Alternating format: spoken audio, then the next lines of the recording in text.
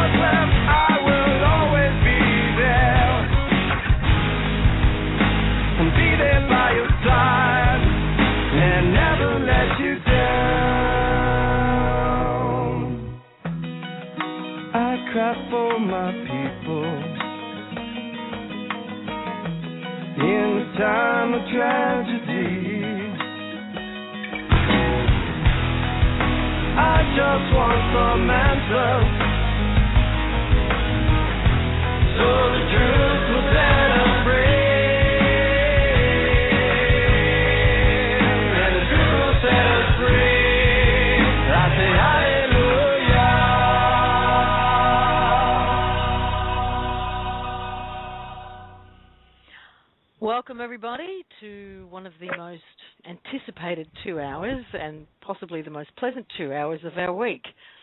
My name's Lisa Harrison. This is the Oppt In show on the Freedom Reigns channel at Blog Talk. Wow, it's been a big week at Oppt In for the People's Trust. The courtesy notice did go out, and that will be the focus of our conversation today. There are a lot of questions. There's a bit of confusion. And we hope to clear all of that up today.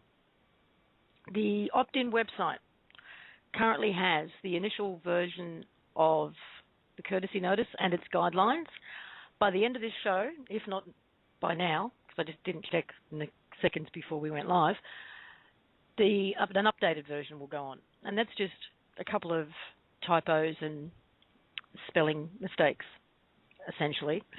And there'll also be a 2-hour audio discussion between the primary authors, being Scott and Ken Bartle, and Chris Hales, talking about the courtesy notice. So if you listen to that, and we want you to share that as well for people who don't join in today, that will give you a very well-grounded understanding of what it is, why it is, how it works, the situations in which to use it, and all of that. Now, we will be going over quite a lot of that today as well. But there is a permanent record there. Well, there will be. So, excuse me. Without any further ado, we'll bring out some of the co-hosts we have here, which are Bob Wright. You with us, Bob? Hello everyone. Welcome to the show. Glad to be here, Lisa. Yeah, glad to have you. And we have Chris Hales. Hi everybody. Also welcome to the show. Also great to be here. Got lots to talk about today. And of course we have Brian Kelly. Hello. Gosh, I would be remiss if I didn't say welcome to the show, and I'm very glad to be here. Thanks, Lisa. No worries. I'm just trying to find, we've also got Scott and Ken Bartle. Now, I'm just trying to find out if they've actually called in via Blog Talk. Or whether Scotty's they want in me there. to bring them. What's his, Mr. Scotty, perhaps? That's it. That's him. That would make sense. Okay, Scott, you're unmuted. Hello, good morning. Good morning. And is Ken How with is you? everyone? He is. He's wrangling with Blog Talk. Is he? Well, hi, Ken. Okay, let's kick this off because I know we only have the two of you for a little while here today. So can you just give us the brief background on what the courtesy notice is in terms of how it evolved out of your process that you already had? Sure. Well, what was happening was, and I suppose the methodology I was using was to write to individuals, let's just say back then it was in the context of people working at these corporations, so departments, banks, whatever, at the lowest possible level I could find. So we were writing to them and asking for validation of, say for an example of a bank, validation of the debt, or with regard to so-called government, whether they had lawful authority. And the reason I was doing that was going right in at the bottom, such that the theory was they may not be able to answer that question, so they're going to ask their manager, and they're going to rattle. It's going to be reverberated around the coffee machine or the water cooler in the morning, and it's slowly going to escalate its way up through to someone who can answer that question. So along the way, there's going to be various people who are actually being exposed to those questions of, hang on, is there real debt or are we real government? And I thought, okay, that's an educational kind of tool for those who I'm dealing with.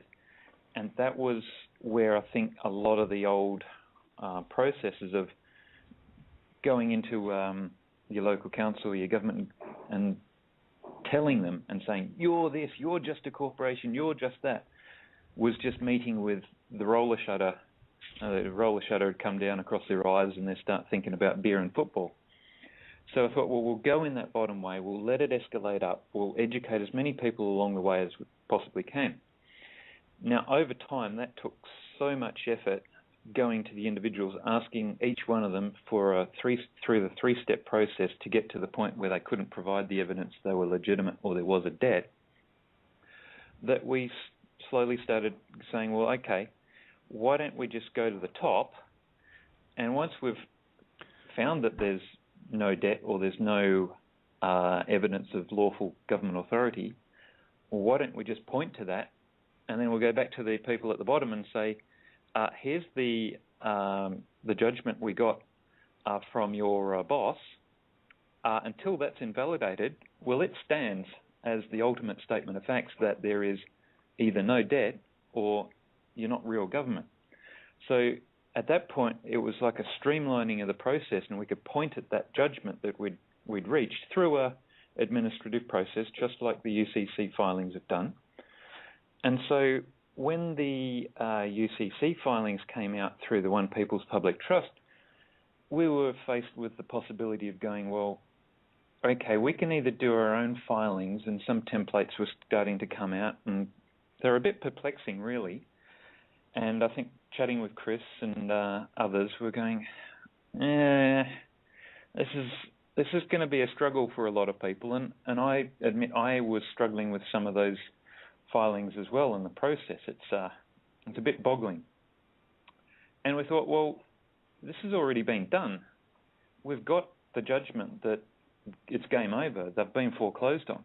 Why don't we do the same as what we were doing to the CEO of the bank or the head of the department and point at the judgment that was reached with them and say, well, until that's invalidated, it stands.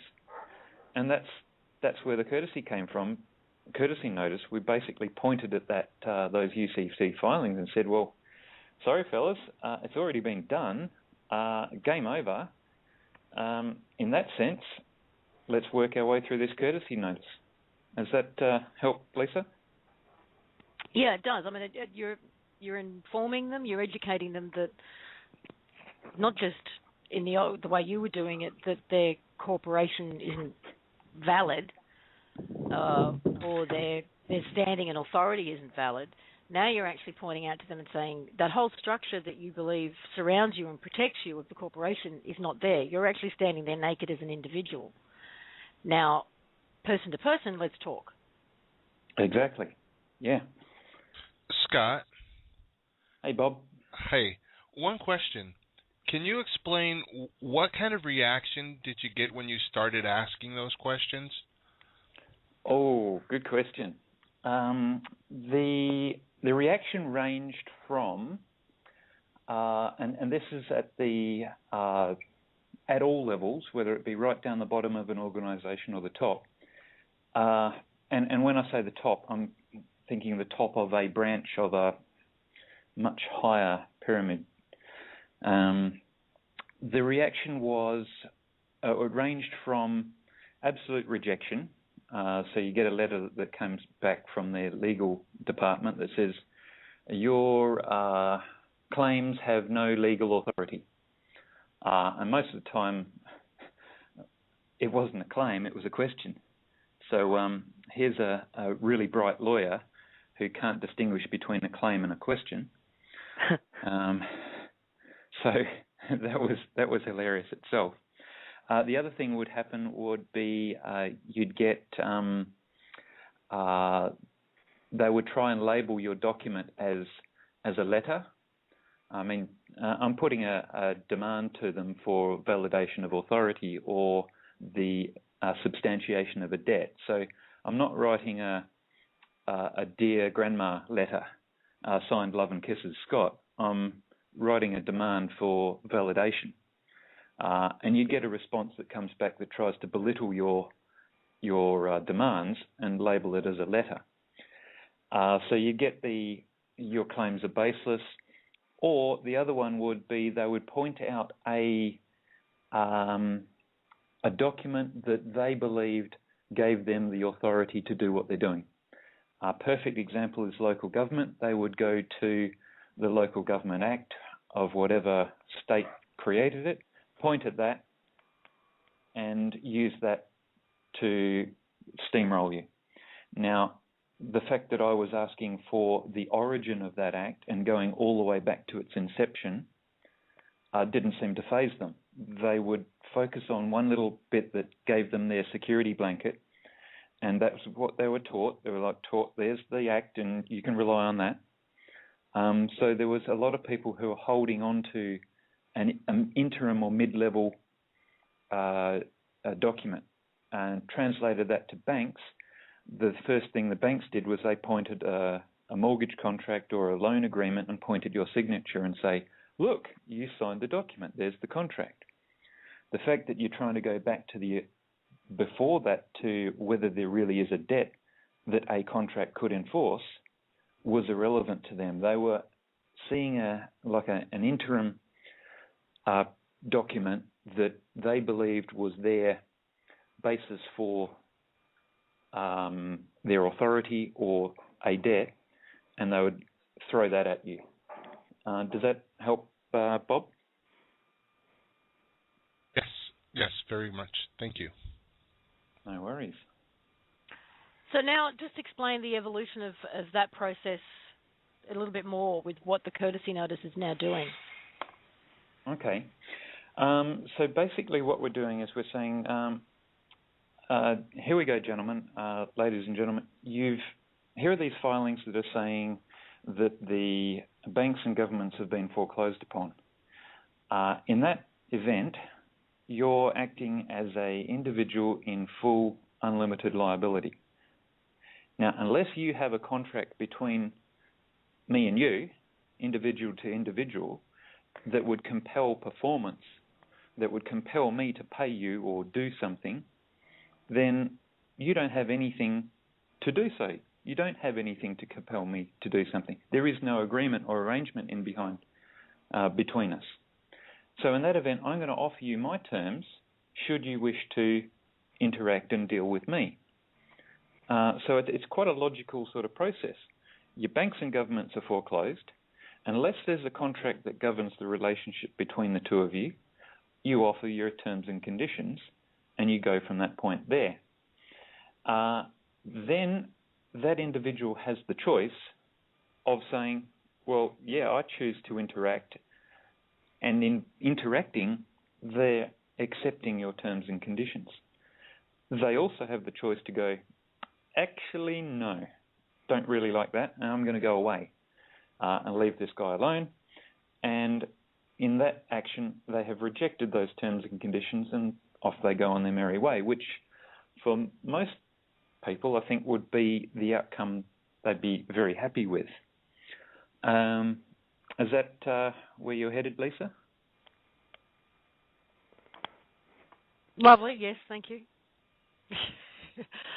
So let's move into the how and the why of what to do with this courtesy notice now that it's available to us. Now, one of the things I want to... firstly, before I move on any further, if you're at Blog Talk Radio and you want to get involved in the chat, please go to freedomreigns.us and click on chat. There is a chat room over there for everybody. So, got that out of the way.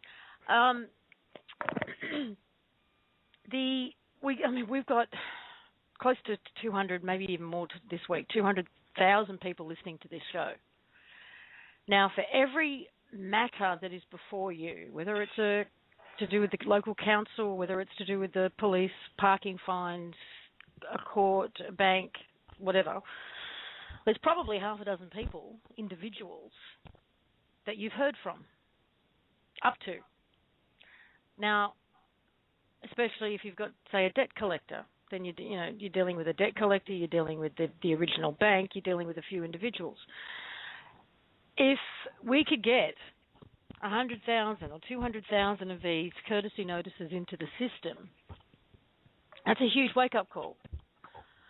So, and I don't believe that there's anybody that probably can't find anyone who's, to be a recipient of one of these. So let's move into why you would use it and under what circumstances.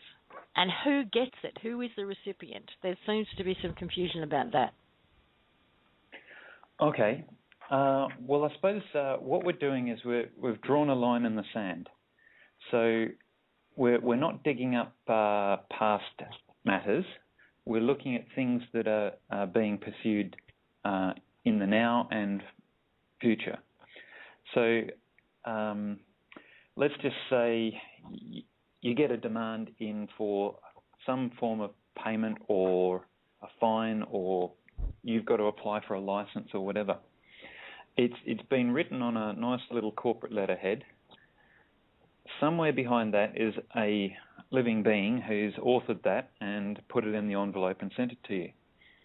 A lot of times you'll find that, and legal and lawyers are brilliant at this. They hide behind the name of the company, and they'll sign their documents in the same way. They'll sign it as XYZ Lawyers. Ideally, what you're looking to do, well, not ideally, it's addressed to an individual. You're looking for the name of the person who's actually written to you, and that's where you're going to write it to. Now, I think what you're asking, Lisa, was, say there's more than one person involved in this matter that you're dealing with. It's likely there's someone who's originated the action way back. And what's likely to have happened is perhaps you were unable to resolve that matter to their satisfaction, and they engaged someone else to try and compel some performance from you. And they might have even engaged someone else to assist them. And the typical one is where, say, you get a parking ticket and they refer the matter to the Fines Enforcement Registry, and the Fines Enforcement Registry go and talk to the court. The court gets a process server, and there's a whole chain of people who've got involved. Now, it's one matter, and yet there's all these different players involved. Ideally, I would be looking at finding the names of the individuals that have been involved in that and addressing a notice to them that lays them out, gives them that courtesy notice. That's probably the way of who to send it to. Now, you also mentioned about how it works. Is that something you wanted me to get into? Yeah, definitely. Okay, so the how is essentially you're sending it out there as a courtesy. Now, I think I mentioned sometime before that there's two possible or two example energies that can be performed with this. You send out the courtesy notice thinking, oh, geez, I hope this works. I really don't want to pay that parking fine. And, geez, I hope it works. And the other one is, well, okay, that's the evidence that the banks and governments have been foreclosed. I'm letting this person know that that's what's happened, and I expect that in the future, the terms that I'm offering is how this relationship will be governed by. So there's two different intents that have gone behind that. So I would say that if you're in the camp of, oh, geez, I hope this works, the outcome that you might receive, I suspect, will be entirely different from one who sends it from the point of view of, well, yeah, it's game over. They've been foreclosed. It's done and dusted. Don't need to worry about this. I'm just putting my terms up on the price list, almost like at the coffee shop. You post the price list. So the how is there's a certain basis before I'd step in to do it. Does that assist with that, Lisa?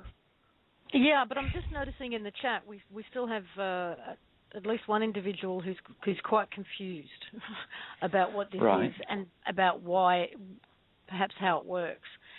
So the easiest way to explain it, Michael, in the chat room is either you believe in that the UCC filings and the One People's Trust works and it's done.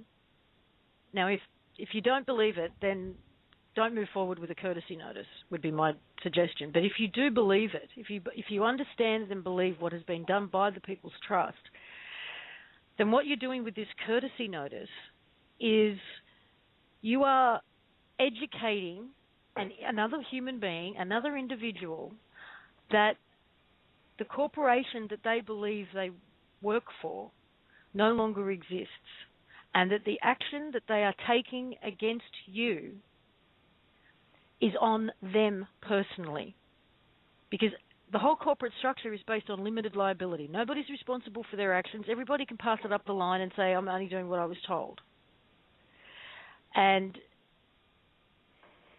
this changes the whole playing field. This puts that person in front of you, person to person, and you're educating them on that fact. And you're also taking on the unlimited responsibility and liability for your own actions as well. So this is not a legal process. This piece of paper is not a legal document as such. It's referring to legal documents. It's referring to a process that's already taken place. It's referring to the foreclosure. You're pointing it out to them, and you're letting them know that the whole landscape that they believe they work under and in has changed. And if they want to pursue this matter with you, that they're doing so as an individual, which is no different to some stranger coming up to you in the street and putting a gun to your head and saying, "Give me your money, give me your wallet," and maybe you could look at the courtesy note as Paul Hogan saying, "That's not a knife. This is a knife." So, Lisa, if I could just take up on that point, this is very much a lawful and legal document. I mean, one of the things that's a touch confusing is the term legal. Now, legalese, the language used in statutory law, is something that has been removed from the landscape. It's not there anymore. The term legal appears in these documents because it still has a context in UCC law which has been retained. So you'll see the phrase lawful and legal in there, and that's because this document is built around universal law, common law, and UCC law. So hence the double-up phrase lawful and legal still is there. So, but it is very much a lawful document in the common law and universal law context, and a legal document in the UCC context, or legal and probably would be lawful and legal in UCC context. So we've had people wanting to remove the word legal out of the courtesy notice, and please do not do that. That is specifically put in there by Heather, who did the final review on this and corrected it to the standard that it needs to be at. I just needed to put that in there, Lisa, just to make sure people aren't confused about the terminology. Another thing. Yeah, go on, Bob. Another thing I wanted to point out. This is a notice, and just so that people aren't confused, you are not arguing any points here. A notice is different because you're just pointing out to an existing fact. Yes. And so don't get the idea that you're here arguing whether or not they're foreclosed on.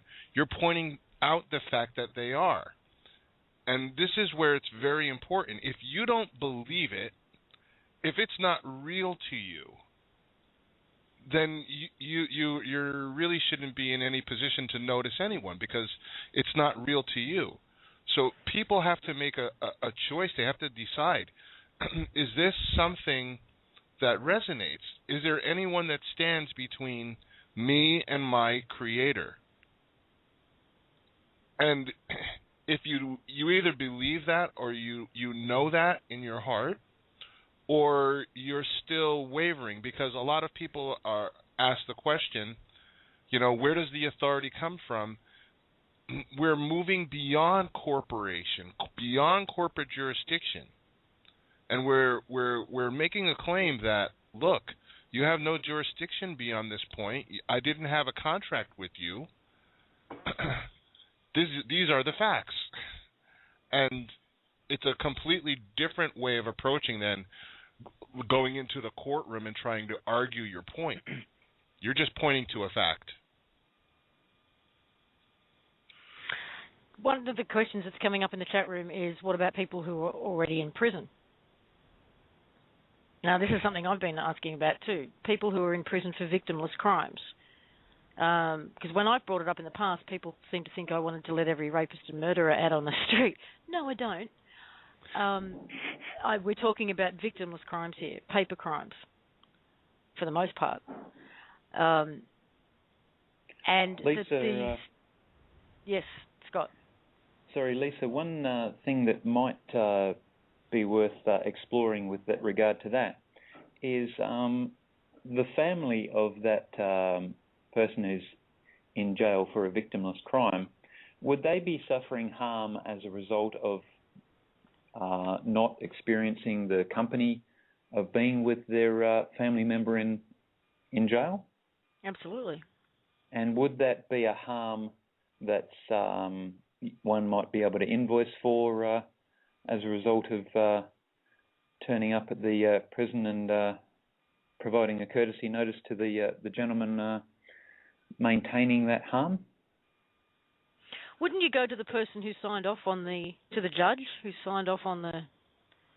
I'd go to every individual if that were my family in that jail, I'd be going to every individual who was blocking me from experiencing the company of the family member.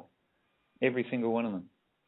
Not only that, Scott, the immediate family will be suffering financially from that person being, in jail instead of, doing what they would normally do. Yeah, so it's you can translate there's a harm that's being suffered, not necessarily by the individual inside who's unable to provide one of these courtesy notices. The family on the outside are also suffering the harm and can serve those courtesy notices. Mm-hmm. And I think we've got Dee with us too. Dee, are you there? I am here, hiding in the background. Lovely, lovely. Is there anything you wanted to add in regards to the courtesy notices at this point?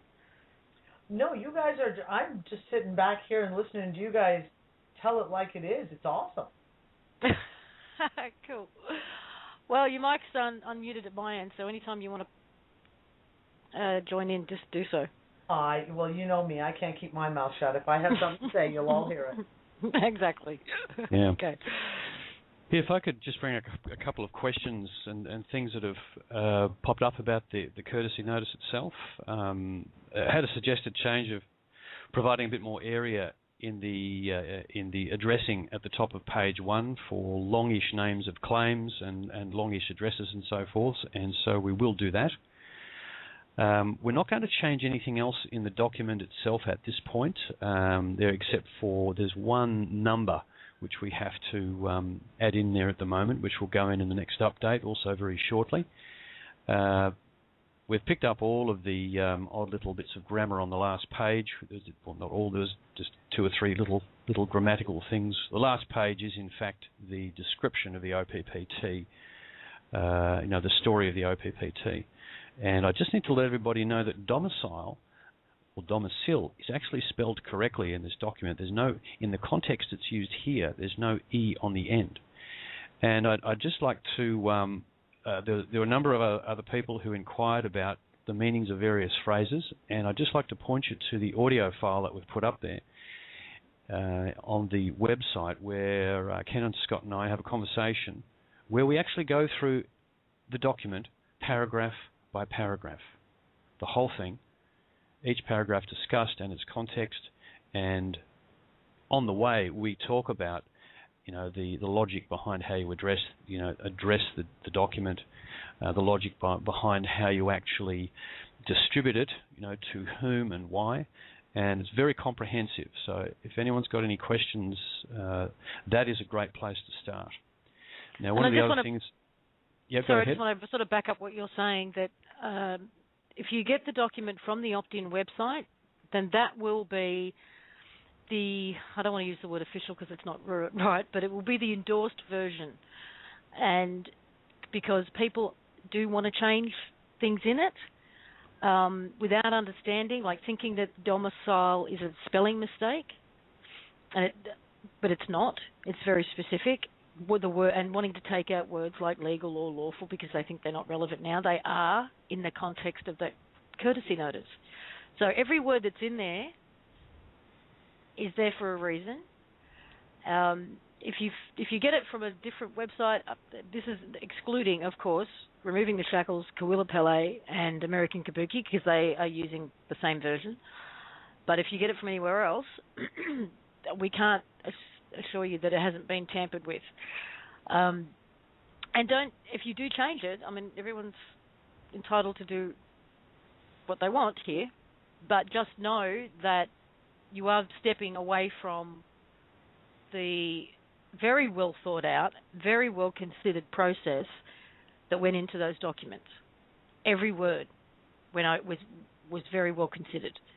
and it has Heather's input in it as well. She contributed to that as well. And I certainly wouldn't want to be changing it myself. Yeah. One of the aspects that Scott has touched upon is the effect these documents have when they're circulating around inside organisations and being discussed inside organisations. There's an energetic injection that we're making into them at that point.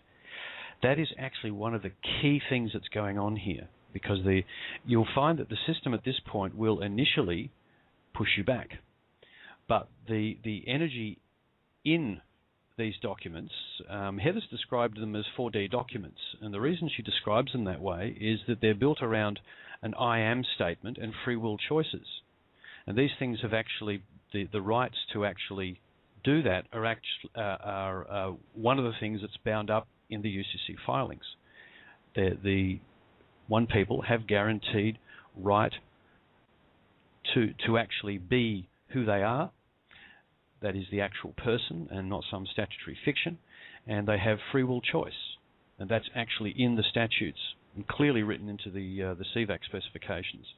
So if you want to say, to summarise what the energetic situation is, you're injecting a 4D document into a 3D environment, and it'll be bouncing around having energetic effects, and that is one of the most important things that's going on at this stage. You know, we do have Ron Van Dyke on the line, and he's in the queue, and he's dealing with an issue right now that is going to relate to a lot of people. So I'd like to bring him out while I've still got Scott here as well. Ron, you're unmuted. I'm here. Hello. I'm glad to be on, Lisa. Good to talk to you and everyone else. You listened to my video yesterday, so you know a little bit where I'm coming from. I yes. did get some clarification on those documents that were received on Saturday. I interpreted it incorrectly looking at the heading. As I looked at it more closely, they didn't actually dismiss my complaint. They gave me 14 more days.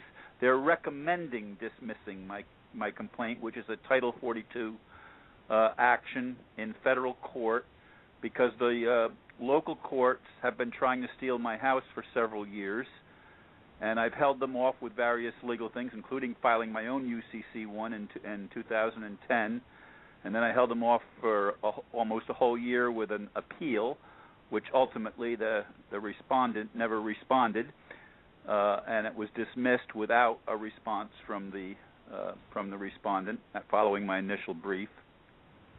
And then I brought forth my land patent on the property, and I've just done a whole lot of things. It's in a common law. That property is held in a common law trust, so I don't even own it.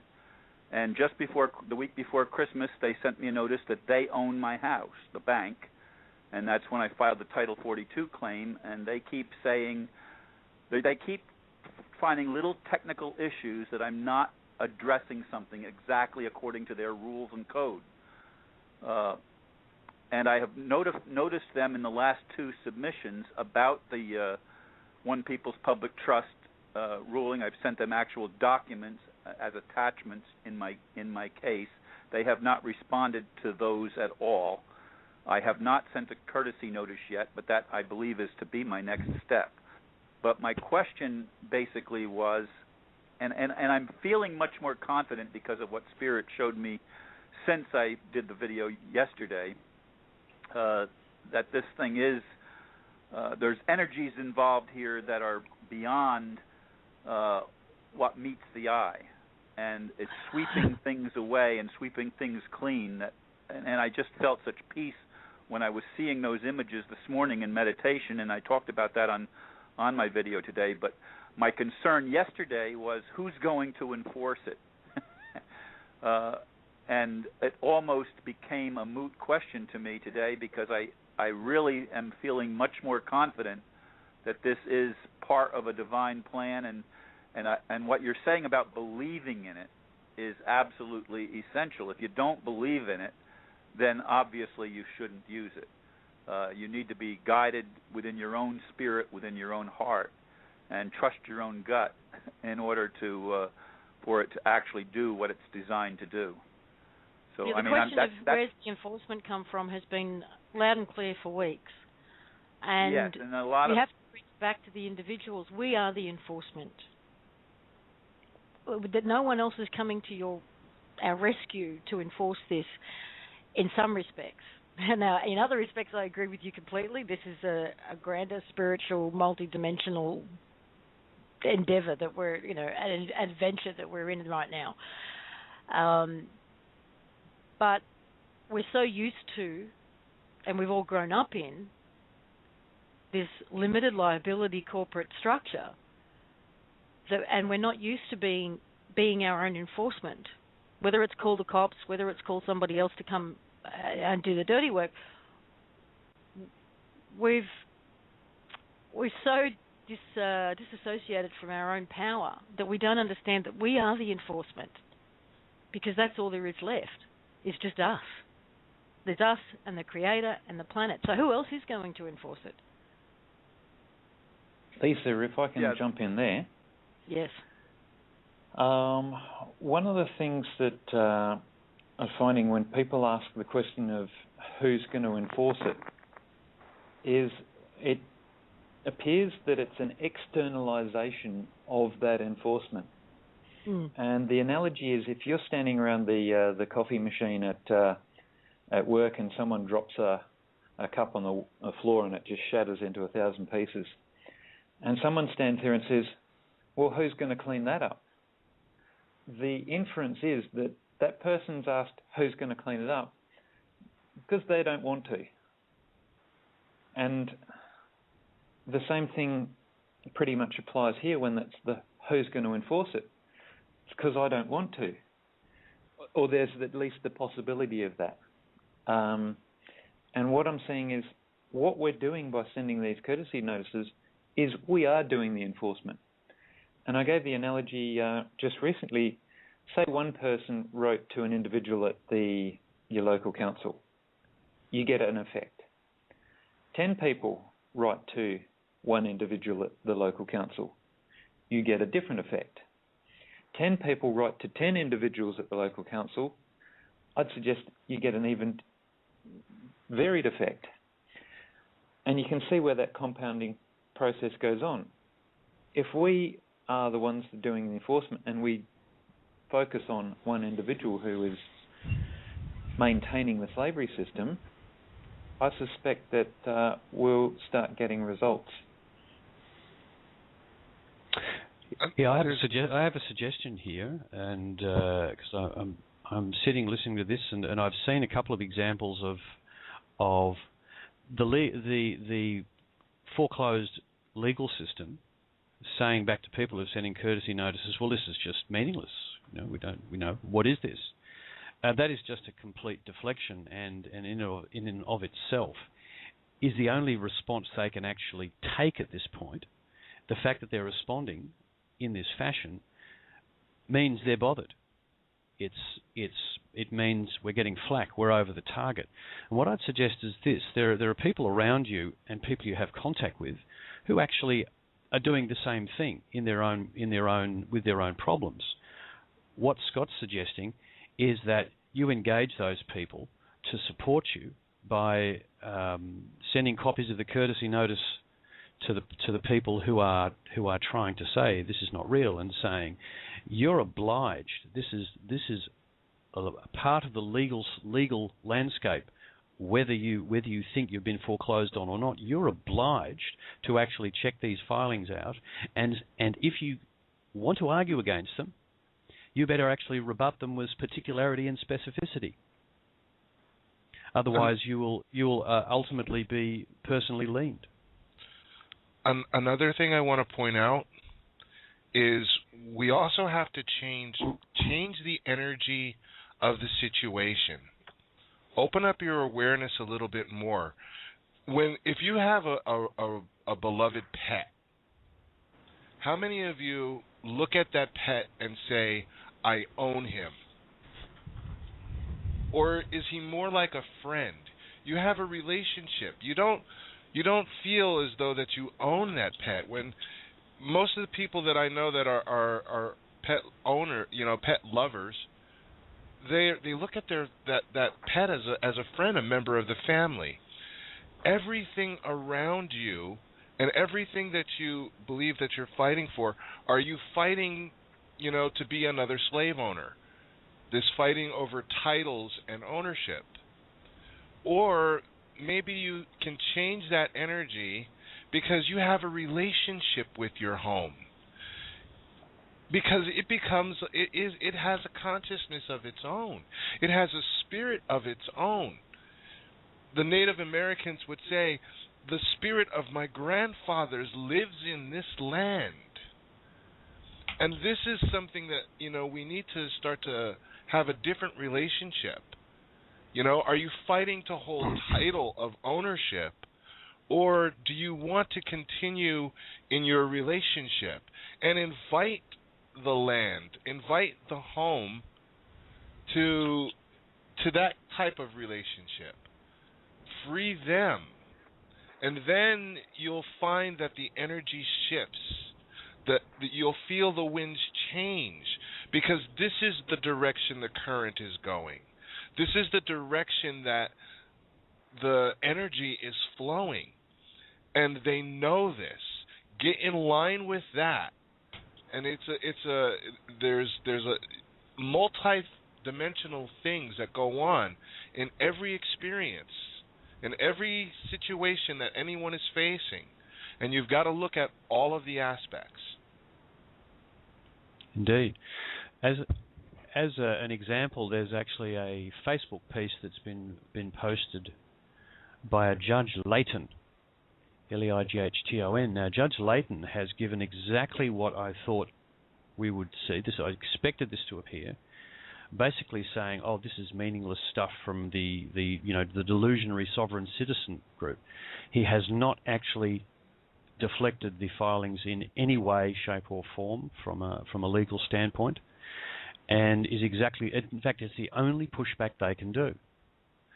And our response to that should be, as a group, to if people are going to distribute deflections from the system like this, what I'd ask you to do is this: put in a contact point for the person who's the source of the deflection. In this case, it's a judge. He'll have an email address or a fax number or a mail address. If you're going to put up material like this, put up a contact point so that we, the people, can actually support our brothers by either just a direct contact saying, you're obliged under the laws of the United States, if you want to pretend that they're still in play, to actually deflect these filings, or stand down because you've been foreclosed. You don't have a choice in this matter. You're actually obliged to do it. You're failing in your fiduciary duty to do it. And if that person received, as Scott said, 10 such emails, faxes or letters, or 50 or 100 or maybe 5,000 or 10,000, we've done a couple of Facebook blasts for various media outlets, and we've had 15,000, 20,000 people dump their opinion in one spot. That has to have an effect. And I think we need to do that. This is part of us being the enforcement. I don't want for people to feel that they're actually enforcing alone. Everyone around us in this movement is keen to participate. We just need to get the information out there so that we know where we can put that energy. And as Bob said, we actually have to put it in the right energy. It's a case of saying no, we're not going to take that because we know you've been foreclosed. We know that you've been foreclosed. This is just a dance you're doing to maintain a pretense, and we're not going to accept that. And we have to do it with as many voices as possible. It's all about the voices, folks. If they can hear the energy from us, there is no way that ultimately they can hide behind essentially what is bluster. Chris, nice work, and I'd say to add to that post by that judge, look for what wasn't said by him. Look, and like you said, he did not deflect any of the filings at the UCC. You can go through, and it seems the common thread through any letter that's come back in response to a courtesy notice, you'll find that there's no rebuttal with specificity, etc. It'll be look for what isn't there, and you'll find they lack completely any evidence, any rebuttal. They'll be citing various little acts or statutes or things in the interim, and there will be a complete lack of any sort of evidence that would rebut the UCC filings. Guys, there's somebody in the chat room who just wants to understand.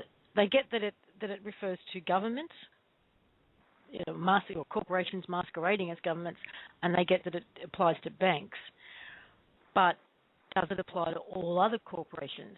And my understanding is this, and if I'm wrong, somebody will correct me.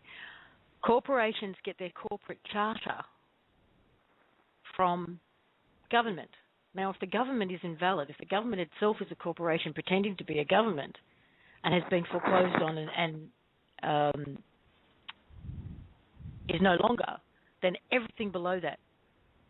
So yes, all corporations, whether they're operating as a hospital, a private hospital, whether they're operating as, what was your other question, a loan company, anything that's a corporation. Its corporate charter was cancelled. It was deemed invalid. There's a reason. Understand that this was part of the slavery system.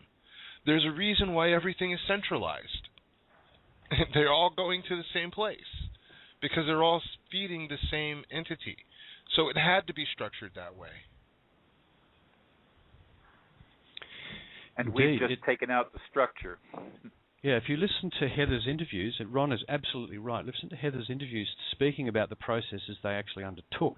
They found, I think, 2 nexus points in the system, which they confirmed that if they cut the head of the beast off at that point, the rest of the body would die because that's what it was attached to. And it was the BIS, and I think the second one was the United Nations, but don't quote me on that. But they appear to be the 2 points where the snip was done, and that the rest of the structure underneath it was at that point terminated as well. I think that's effectively what they did. So yes, all corporations. It doesn't mean they're not running anymore, because, folks, the thing that makes a corporation is the energy of the employees in it.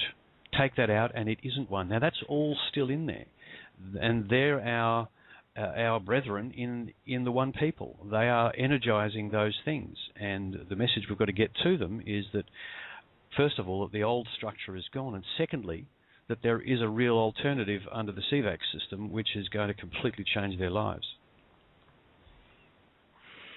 Okay, we're still asking for more clarification. Yes, if they are, I don't know what you mean by a medical facility as such. If you're talking about a private hospital that operates as a corporation, then yes, loan companies, yes, utility companies even. However, I wouldn't go not paying your utility bills just yet. We're not there yet. Personally, I wouldn't go there. Now, the other question was, what about credit cards and loans where I have actually gotten money from them and I've used it? Don't I have a moral obligation to pay it back? Let's talk about a moral obligation for a second, because when you applied for that loan,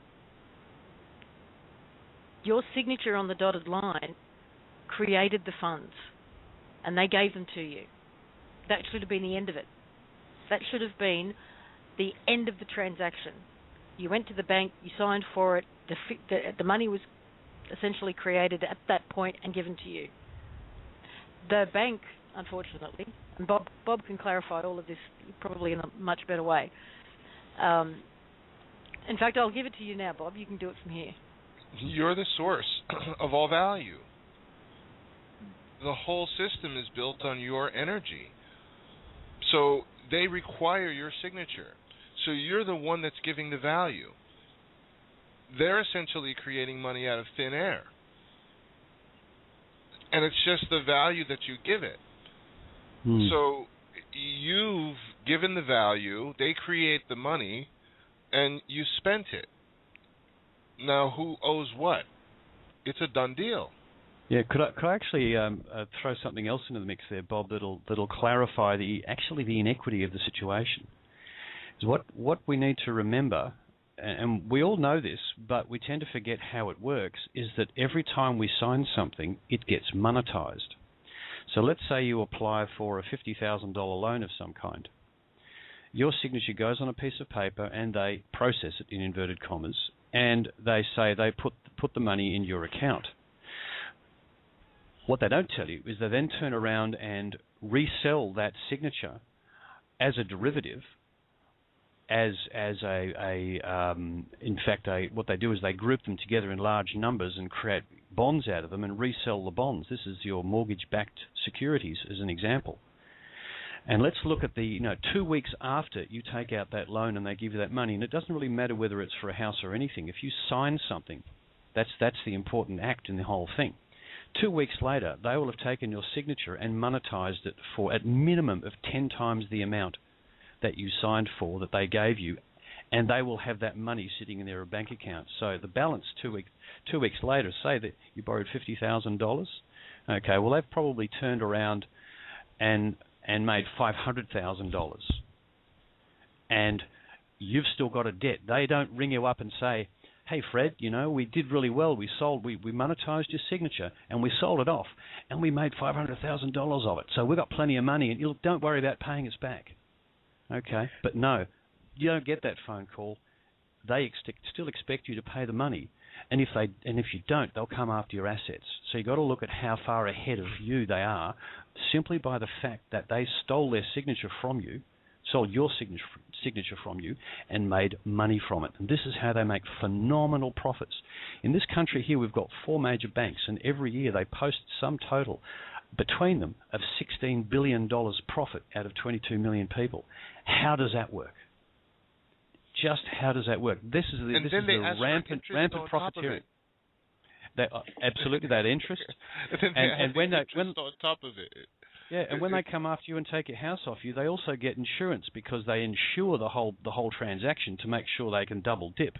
They want to extract your asset from you and collect money from the insurance company, and they end up making an absolute fortune, and they make it out of one simple act. You put your signature, your value, on paper for them, and they've tricked you and lied to you, and they take it out and make a fortune on it. That's how the system works. That's inequity. Chris, could I add to that with a brief example? If you go back to the original treasuries that used to bring the money into existence and spend it on the bridges and roads and infrastructure and that sort of thing, you think, oh yeah, that money came out of thin air. Now, the actual effort that was expended in building the bridge, I would say, is the real value. That comes from the people. So the money was just a piece of paper, a representation of the value and effort that went into building that bridge. So when the treasuries created that money, it was just representative of the energy. Now, if that was stolen from the people and you by the private banks, and then you had to go and borrow that back when you were the original source of that value, then that's probably giving you a better idea as to where the fraud's coming from. If you're the original source of that value and the funds from the effort that's being created and put out into the community, you're the source. Borrowing it from them is criminal.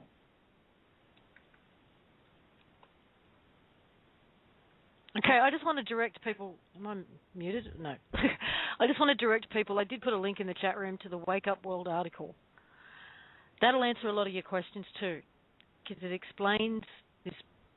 It explains the corporate structure. It explains the birth certificate. It explains quite a few things, and then how and what the One People's Trust did and what it did, in a really nice, concise article. Something for you to share with others as well. It's a brilliant description. So I have put the link in the chat room. I'll put it again now because it's a very busy chat room. So it's at wakeupworld.com and wakeup-world.com, and you'll find an article called All Corporations, Banks and Governments Lawfully Foreclosed by OPPT. Please go and read that. If your understanding about the banking process isn't clear, if your understanding about what your birth certificate actually isn't clear. Bob, do you remember on a radio show we did last year I gave the Monopoly game analogy when you come to my house? Yes, I do. Shall I repeat it now? Yes, it was perfect. Okay. Okay, my house represents the planet, and I would say represent the cabal. Now, I invite you, and you make your own free will choice to come to my house. And when you walk in the door, I shut the door, I lock the door behind you. There's no escape. And I say, welcome. As long as you're here, you're going to play Monopoly. And hang on, I wasn't told I was going to play Monopoly. I didn't have to. Why do I have to play Monopoly? I don't want to play Monopoly. Well, sorry, but the door's closed, the windows are locked. You're not letting we play Monopoly. That's the house rules. And if I'm going to insist that you play Monopoly, I have to do two things. I have to give you a token so you can play on the board, and that token is your birth certificate. And I have to give you some bank money to start you off. And from that birth certificate, a trust account is in fact established. And so you've got your two things. But what I don't tell you, firstly, I don't give you the rules to the game. You've got to figure it out as you go. And I don't tell you that every time you pass go, you collect $200. I keep it for myself. I don't tell you you've got a get out of jail free card. And you're playing this game of Monopoly based on the rules that you figure out as you go. I'm the one with the instruction manual. I know exactly how it works. And you will not leave that board until you're bankrupt, as is everybody that happens to walk into my house.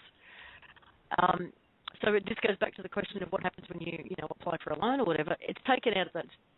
What you're really doing with that signature is you're authorising them to take it out of that fund, that trust that was established for you through your birth certificate. Now, if all being good and well, when you were born and that trust account was established, you would have been named as the beneficiary and your needs would be met by that trust. That didn't happen because by the time when you were 7 years old, just like when anybody goes missing, once they're gone for 7 years, they're declared dead. When you're 7, they declare you dead, unless you step forward and make that claim. I'm here, I'm alive, I'd like access to my funds to pay to cover my needs and desires while I'm here. That doesn't happen. So they turn around and they nominate themselves as the beneficiary. So every time you do something with a signature, you're granting them access to that fund, that account, that trust. Is that accurate? Am I explaining this well? And this is the system that has collapsed. I mean, you could go into, there's lots of information about how the whole system works, but it's collapsed. It's done. It's over.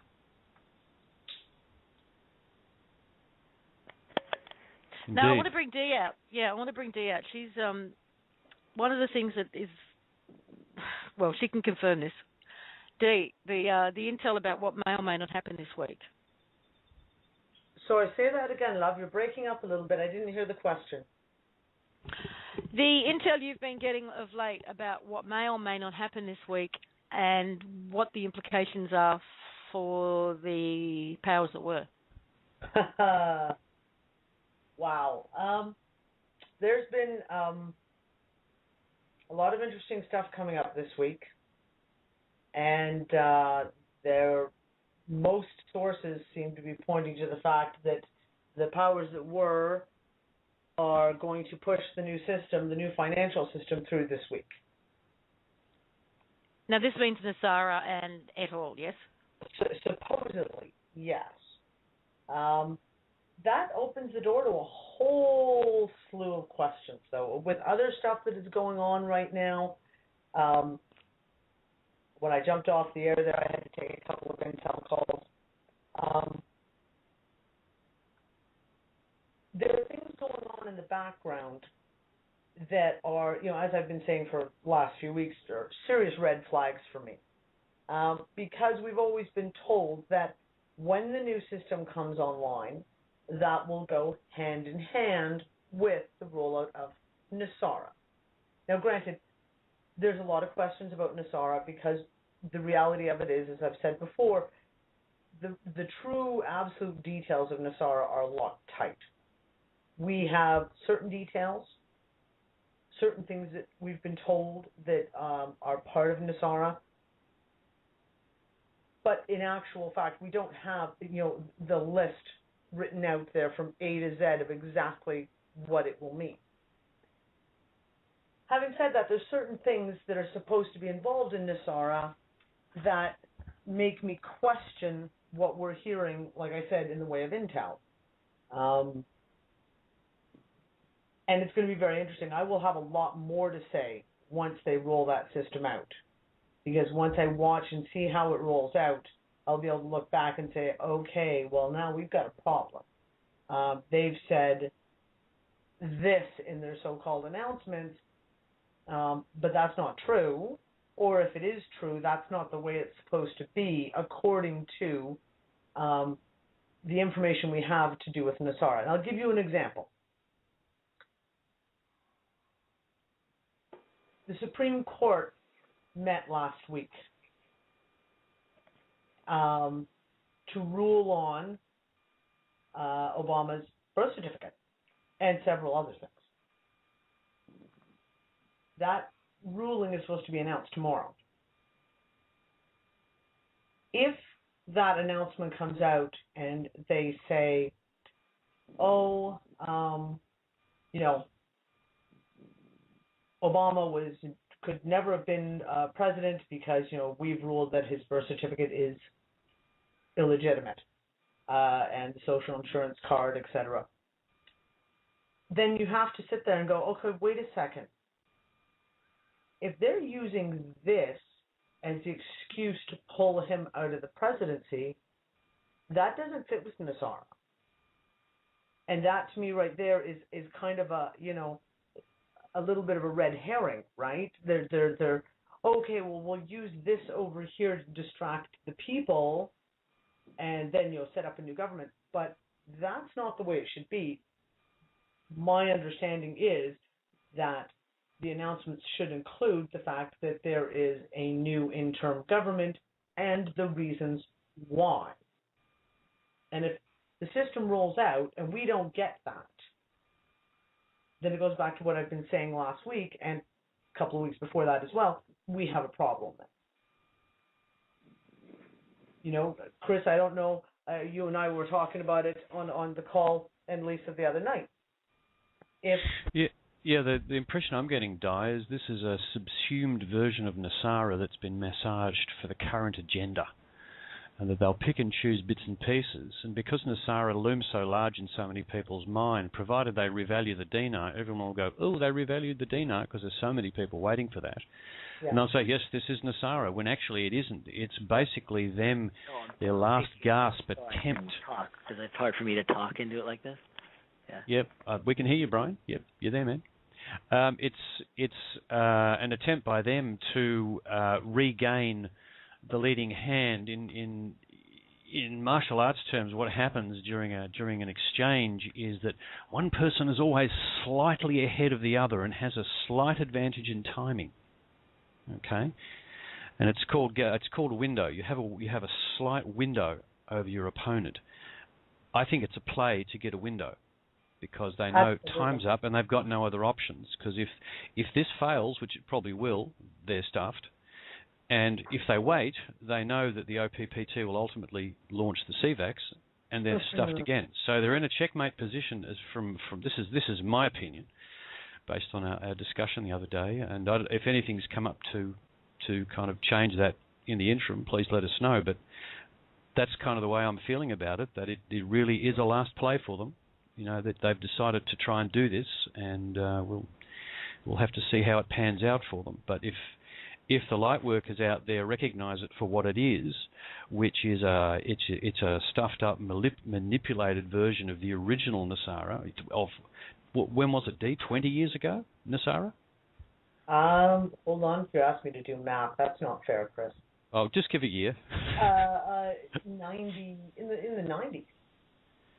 So even the mid-90s, that's at least 15 years ago, 17 years ago. They've had plenty of time to play with it and make it their own. and Well, this the whole- goes Sorry, go back ahead. to like how quickly was the whole Kona thing in Africa debunked? Even faster, the Sandy Hook. Oh yeah. And now we're debunking it before it happens. Well, this is the thing, Bob. I was talking about this with a couple of people and today.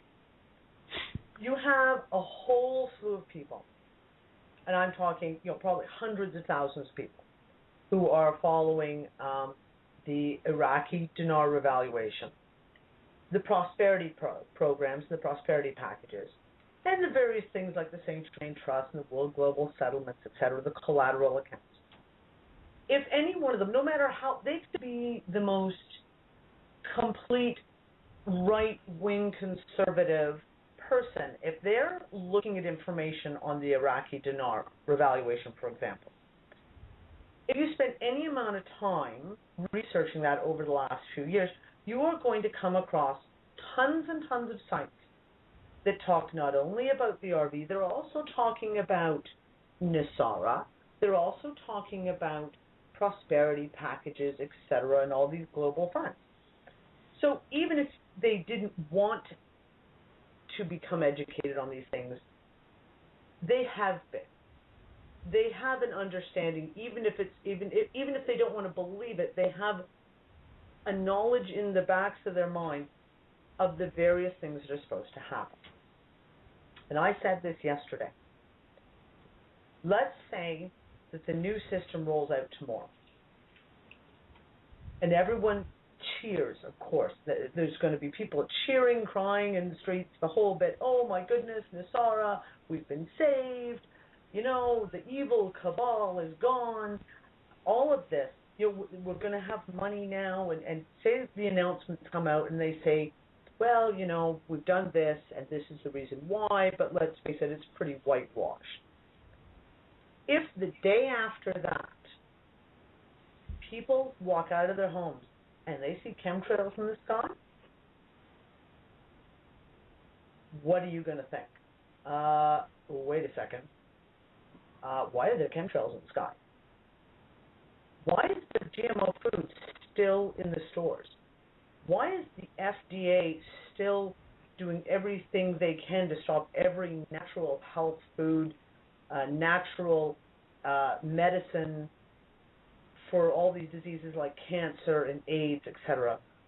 Why are there still commercials on TV advertising vaccines? Wait a second. Because these people, whether they wanted to or not, have been educated at least to a certain extent. All these people in the Patriot movement, same thing. They've been reading all these other sites. They have absorbed this information. And quite frankly, if the cabal thinks that they can pull this and pull the wool over the people's eyes, they're about to be severely shocked.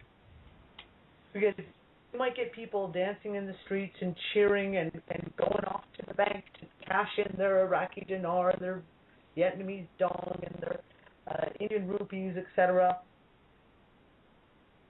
But once that high comes down, I give it less than 3 or 4 days. People are going to immediately be going, well, wait a second. They didn't say anything about this. They didn't say anything about 9/11. They didn't say anything about the straw man accounts. They didn't say anything about the fact that the government's a corporation. They didn't say anything about the fact of how these big mega pharmacy, big oil, all these lobbyists have been buying out everyone. Well, wait a second. What's going on? What is going? Like we said in previous shows, it's wrapped up as it's slavery 2.0, just wrapped up in prettier packaging, and the leash they've got on you is a little bit longer than it is now, and it's a distraction. And hopefully, too many people will not fall for it. When we talk there, sorry, Dee, I just wanted to throw in something that you said the other day, that there's almost a bullet-pointed checklist. If this is real Nasara, what should I be seeing? Yeah. And what you should be seeing is that the banks basically should be, the people running the banks the previous day shouldn't be there anymore. Tick. Yeah. Are they or a cross? No, they're still there. Are the same politicians still there? Yes. Are we still seeing chemtrails? Yes. Have they fully disclosed all of the skullduggery and scumbaggery that's gone on in the last 20, 30 years even? Forget about the previous several hundred, even in the last 10 years. Have they disclosed any of that? Yes or no? And if you're not seeing these things, then you're not seeing the SARA. You're just seeing a polished up version to give us the same cage, the same cell, shinier bars, bigger screen TV, and colder beer, but it's the same cell, and it's run by the same gangsters. Yep. Guys, we do have a caller with a lot of questions, and I want to see if I can find him. Michael, is that you? Can you hear me? Yes, I can. Can you guys hear me? Yes, I can hear you. Oh, okay, all right. Hey, thanks a lot for taking my call. Thanks for having this radio show. It's a pleasure to listen so far. And I'm glad you took my call because I've only recently become aware of the One People's Public Trust, and so I've only done my research for about 24 hours now, but I've spent a considerable amount of time learning about it. And so when I hear you guys talk, I have a basic understanding of it, but I can't really keep up with the conversation too well.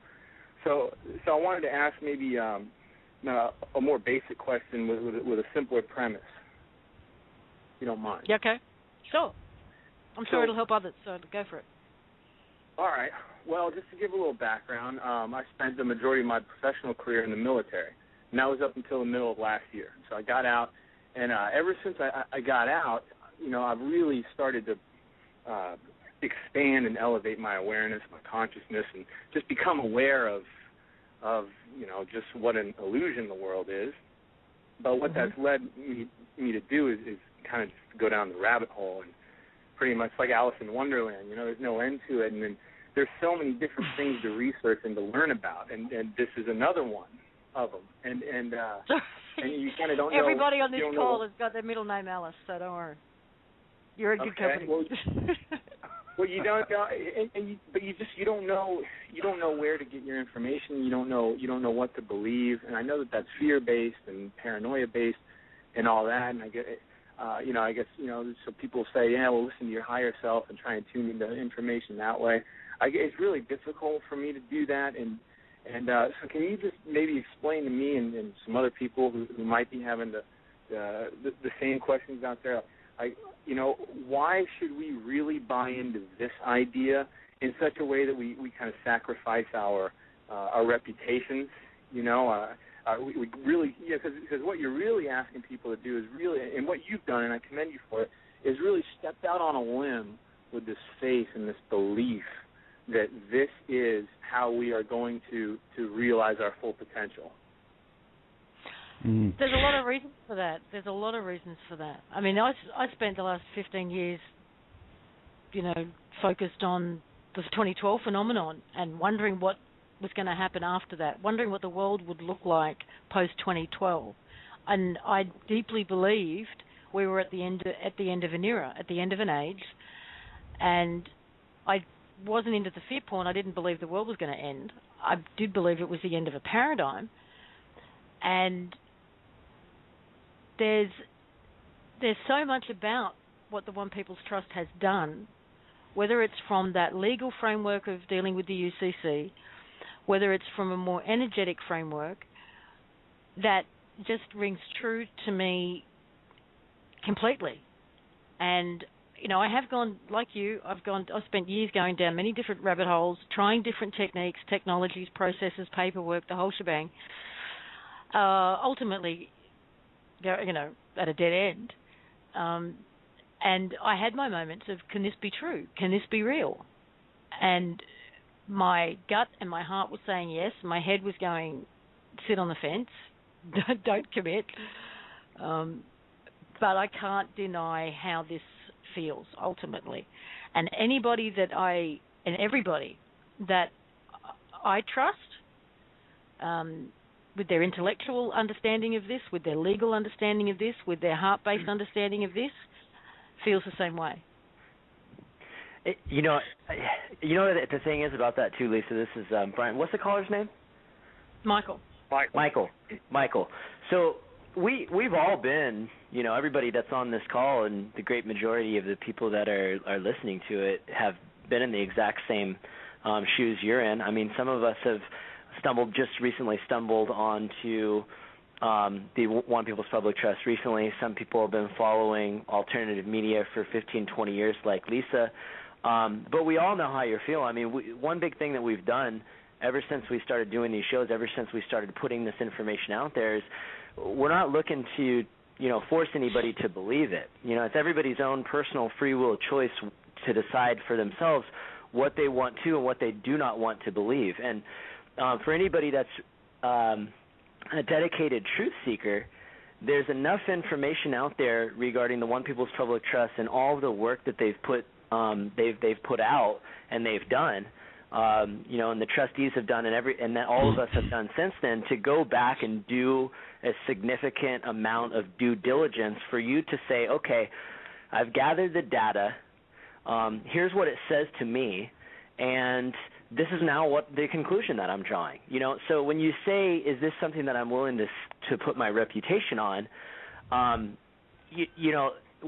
there's no one's reputations are at stake here. If you believe in something and ultimately it doesn't end up being exactly the way you thought it was, no one's pointing a finger. If you're not worried about anybody pointing a finger at you and saying, well, you're wrong, then you really have nothing to lose. I'm now coming to a point where I'm announcing that my involvement in all this to all my friends on Facebook that I've known for years, to my family. And I'm doing it from a place of not being worried about what anybody has to say in regards to whether or not they believe it, because I'm not trying to force it down anybody's throat. I'm just letting people know what I'm doing, and if they decide to do their own homework and do their own research, and if they ever want to come to me and ask questions, I'm there. If they're not interested whatsoever, that's okay too. But it's an individual journey for everybody, and the only person that can make the determination as to how it resonates for you is you. But you just being on this call and listening and wanting to dive in and find out what rings true, that's that little glimmer of all that you need in order to pursue it further, to figure out if this is something that's ultimately something that you're going to believe or not. It's your own free will choice. And Michael, it's going to force you to ask a couple questions about yourself, about what is true for you. Does it seem right that you should have to pay to live on Earth? Does that seem right to you? If it does, then fine. That's what resonates with you. Or does it seem right that another human can say that I have authority to tell you how you should eat, think, drink, when you're not harming anyone? Does that seem right to you? What resonates with you? And what all we're saying is, this is who I am. I am free. I am complete and absolute. Nothing stands between me and my source. Indeed. Michael, Chris here. How are you? Hey, Chris. Good, thanks. How are you, man? Good. You're hearing a really good range of views here, from sort of spiritual to social. I was just going to add in my 2 pence. If you analyse what's happened to you, is it true to say that your experiences in the military deconstructed your beliefs about how the world actually worked? Is that true? Oh yeah, that's. I mean, everyone gets that same process of indoctrination. Yeah, but you actually rejected that. You found that wasn't the explanation, because you looked around you and the doctrine that you were fed didn't match what you could see around you, because that's usually where this begins. Is that what happened to you? That is precisely what happened. Okay. So the difference between you at the moment, between you and the people that surround you, your family and friends, is 2 things. Your paradigm, compared to theirs, has been deconstructed, and you're seeking to fill that vacuum with some truth. Now, they're not in that position at the moment, okay? And secondly, the information you've been gaining to fill that void inside you, they don't have that either. And it's almost impossible to go to someone and interesting. Sorry, guys. That was it's okay. It's almost impossible if you go to a member of your family and you dump that on them. Their paradigm isn't to them it's completely intact, and it gives them cognitive dissonance and actually makes them really uncomfortable and actually fearful. And the greatest mistake that we've all made this is to get really excited about something and start really trying to sell it to your families and friends, and you just can't do that. If they're not ready, they won't even look down the telescope like the bishops that wouldn't look down Galileo's telescope and just put him under house arrest for the rest of his life. You don't do that to yourself. As Brian suggested, you can present the information to them and casually suggest that it will be worth their while to actually look into it themselves. And if they really want to argue the point and try and talk you down from what they consider to be a high ledge on the edge of a building somewhere, and they will, all you have to say to them is, look, I've had a lot more exposure to really alternate kinds of information compared to you. You want to take a look at it, a serious look at it, and we'll have a serious conversation about it. But don't, from your position where you currently are, tell me that I'm wrong, because you and I just aren't in the same place, and you have to agree to disagree. I have a couple of relatives with whom I won't discuss this. Okay, we clashed when it came to the point, and I just said, okay, well, we just won't discuss this anymore, and I haven't, and I won't until disclosure takes place, and they realise that in fact there was something going on, and it's unfortunate but true. That's the kind of position you need to take, but it doesn't mean you can't communicate things to them and try and introduce little things that might introduce them to an alternate way of thinking, but it might not be the one people's trust. It may be something completely different. Chemtrails attracts people's attention because you can point up in the sky and say, that doesn't look like condensation to me, it's been hanging there for 4 hours dissipating, that can't be water vapor. You say that to a mechanic and he'll say, yeah, probably not water vapor out of the exhaust of an aircraft. So there is a whole variety of techniques, if you like, strategies for introducing this material to people. You're taking a very short, sharp trip. I've had about a 3-4 year trip. Lisa's been on a 20, 30-year trip. The short, sharp trip is a wild ride, emotionally and in every other way. Welcome and have fun with it. But the bottom line is...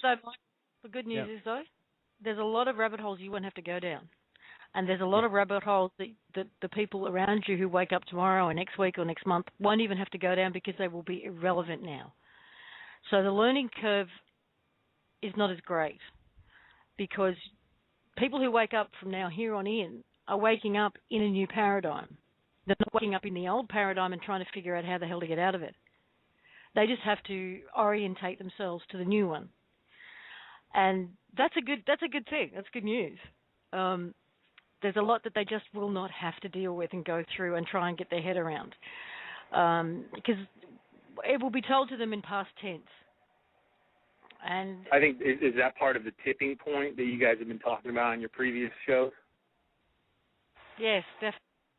Yeah, one of the things that it appears to be in somewhere in our nearer future, and I can't be any more specific than that because I will not be putting any dates or specific timeframes out there, is when the One People's Trust commissioned the first CVACs, which is the replacement assistance organisation for the people. With that comes disclosure if it already hasn't happened. Now, by disclosure, that's the information tipping point we're talking about, where absolute truth is laid on the table for everybody to see, and that means everything that's gone on. And one of the differences between what the cabal may try and roll out in the next even few days possibly, compared to full disclosure, is that it won't be full disclosure. It'll be just disclosing certain things, which will be very startling and have a big impact, but not the whole truth. Exactly. You won't hear a mention of those guys. You won't hear a mention of, you won't hear that. Beg pardon? I guarantee you won't hear that. I just don't see them rolling that out. No, they will never admit to that. So again, if we're back to that checklist of what you won't see, make sure, just to guarantee to yourself that this is not the real tipping point. The real tipping point is yet to come. Because one of the things that Heather has consistently said since the very, very first time she went public is that when this event happens, when there is absolute disclosure, it will be everything for the human race to decide its future on the table. You won't miss that one. Absolute data. Now, there also has been a call out quite a bit during today's show in the chat room as well for information on the CVACs. We're not going to have time to go into them again today. So what I suggest you do if you're interested in more information on the CVACs is go back and listen to last week's show. There's also, did we do that on the collective imagination or did we do it on Oppt In? We did a meditation, actually, a kind of, not a well, it was a bit of a meditation with Bob describing a visualization of what the CVACs could look like, based on Chris's understanding of them. Hey, Lisa and Scott, can I, before I get off, can I just say one quick thing? Sure. I just want to say thank you guys for taking my call, and thank you for putting this information out there. I know it's very overwhelming, and I hope, I didn't mean to make this a long conversation about me. I hope that there's a lot of other people out there who are feeling like I am, who really just experienced the same benefit that I did. Thank you all so much for your perspective and for what you're doing. Love and grace being sent in everybody's direction and everybody in the world, and just thanks. I'm grateful. I'm grateful for all You're this. welcome, Michael. You're welcome. Back at you, man. As part of the research, I suggest you go back and listen to, if you haven't heard them already, this is our third Opt-In radio show. So go back and listen to the last two. And have a look for The Collective Imagination, which is also on Blog Talk. All the shows from this year. We started it back up, I think, on the 8th of January. So that Dee's been a part of, has been popping into that show. Heather's popped into that show. We've been talking about, on the Collective Imagination show, we tend to talk more about the spiritual aspects of it, the multidimensional aspects, the questions that arise out of the legalities that have gone on. So the Opt-In show, we tend to focus on paperwork, procedure, the CVACs, the courtesy notice, the nuts and bolts of it.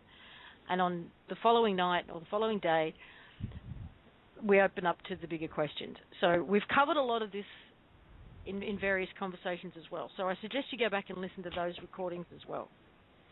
Yeah. Plus, Lisa, there is a discussion which I think is on the website, which we need to keep pointing people at. Our initial discussion that we had about the structure of the CVACs between you, Bob, and I, it's a longer recording with more detail and about how that structure, or how I see that structure anyway. And I think it's pretty close to the way it works. Where is that at the moment? Is that up anywhere? Well, I've passed it to various people. I'll check this afternoon to see who's put it up, and if it's not up, I'll follow through and make sure it gets there. Because it has got more detail in it, it will be quite useful for people. And look, if there's one thing I'd like to put out there, because the next time we discuss CVACs, I want to really discuss this point. Most people recoil from the idea of these massive amounts of proposed resources becoming available to everybody freely, and they think, oh my God, everyone will party. It's a fear reaction that virtually everyone I've talked to about it has. And I know this audience is there'll be some in there who have sort of had that and passed it, and some like Michael who are just coming into this and probably thinking the same thing. The CVAC funding will be available past the point of disclosure, where we've had the big wake-up call. This will shift people's thinking. That's point number one. Point number two, what I really think we should focus on is, okay, there'll be a few train wrecks, fine, we can sort that out. What about the things we can do with those resources? And if you're in, say, a town in America somewhere and there's 30% unemployment and maybe 3 people sign up for the CVAC and have resources available, they could fix that in a couple of months just by starting up public service projects, just by funding community centres or farms or buildings for the homeless. That is absolutely the things we should be thinking about. So keep that thought in mind, and we'll take it a bit further next time we talk about the CVACs. Hear endeth my rant. Here endeth my rant, Lisa. Well, the other thing is kind of going back to what we were talking about earlier, Chris, is exactly that. If it's going to be this amazing thing to see, to be able to, I'm looking forward to sitting back and watching this happen, is the cabal, whichever face it wants to wear, pushes out their new shiny bow-covered sparkly system, and they're, here's 2% of the truth to go with it as far as announcements, and then the CVACs get lost with absolute disclosure. And if you're sitting back and going, okay, on this hand, I'll get, all my income taxes back, and I won't have to pay income tax anymore. But on this hand, I have the CVACs. On this hand over here, I get, these little drips and drabs of information which are obviously not complete. And on the other hand, I have full and complete data. Which am I going to choose? Exactly. Well, I know which one I'm going to choose. Yeah, I know. It's a no-brainer for me. Yeah. Now, if you're new to this and you haven't heard any references to CVACs at all, it stands for Creations Value Asset Centres, which is a bit of an esoteric term, which we'll discuss next time we go over the CVAC information. It's a new form of governance. We won't use the word government because it's not. It's one where the people are interacting with a group of public servants who are actually entirely committed and restricted to doing nothing but serving the people. No politicians, just public servants committed to serving value to the people and making sure that any part of the community that needs development for the people is organised and carried out. And that's not the sort of government that we have ever seen on this planet. Government, see, I fell into that trap again, that old trap, old language. That's not the sort of structure we've ever seen on this planet before, and we're going to be talking about it regularly. And if there's a nice article on Wake Up World, which I think that Lisa mentioned earlier, that is Wake Up. I don't know the website's name, so I won't even attempt to try and quote it. It's wakeup-world.com. .com. Okay. Good article there that actually covers the whole range of the whole sort of scope of what the People's Trust are doing, including the CVACs. Now, it's not hugely detailed, but there's enough principle there that you'll get the hang of it. It's not something that we're going to have to completely decide the structure of immediately. It's designed to be a rapidly evolvable system which the people will direct. There won't be we won't elect an authority like the governments we're used to, who will then tell us what to do. We will be able to continually direct its progress and its development in perpetuity. That means forever, folks. We like that. Yes, we do. I've just got a couple of things to cover off. We normally do a flash mob, and honestly, we've been so busy we haven't even come up with a particular target for a flash mob today. But one of the things I'd like to put out there is everybody who's on Facebook, if you go and change your profile picture to the in logo, then what we'll be seeing is those little in logos everywhere, all over Facebook. You can get it and embed it in your emails and have it as your signature on your emails with a link to the Oppt In website or the People's Trust 1776 website. Just get it out up there. Change your avatars on whatever forums or any groups that you're involved in. Make it the in logo. Now, the other idea that's come up today is that article that's on Facebook from that judge. Is he a judge or a lawyer? Apparently a judge. Apparently a judge. As we said, he didn't actually rebut anything. He just said, "Oh, this is rubbish," and came back with nothing of any real value. Exactly. Find it on. I'll try and put the link back in again if I can find it, and into the chat room, and ask him to be specific, not just general rubbish. Just hit us with why, and give us real understanding about why. Yeah. Now, Go ahead. Prove that the government is not a corporation. Go ahead. We'll wait. Yes. Exactly. Now, look, what I think, what I'm sitting here thinking, well, we need to get the people's voices to bear on these, amateurish attempts at deflecting. And the best way I think of is this. Ken and Scott and I are one of the things we're doing later in the week is going to be setting up an email address people can send questions to, and also what we'll get you to do is send examples of deflections like this that you're getting, but with the contact details of the people involved. The contact details you put on the original courtesy notice, for instance. It's something where we can get to them an email or a fax or something, and that can be part of our flash mobbing.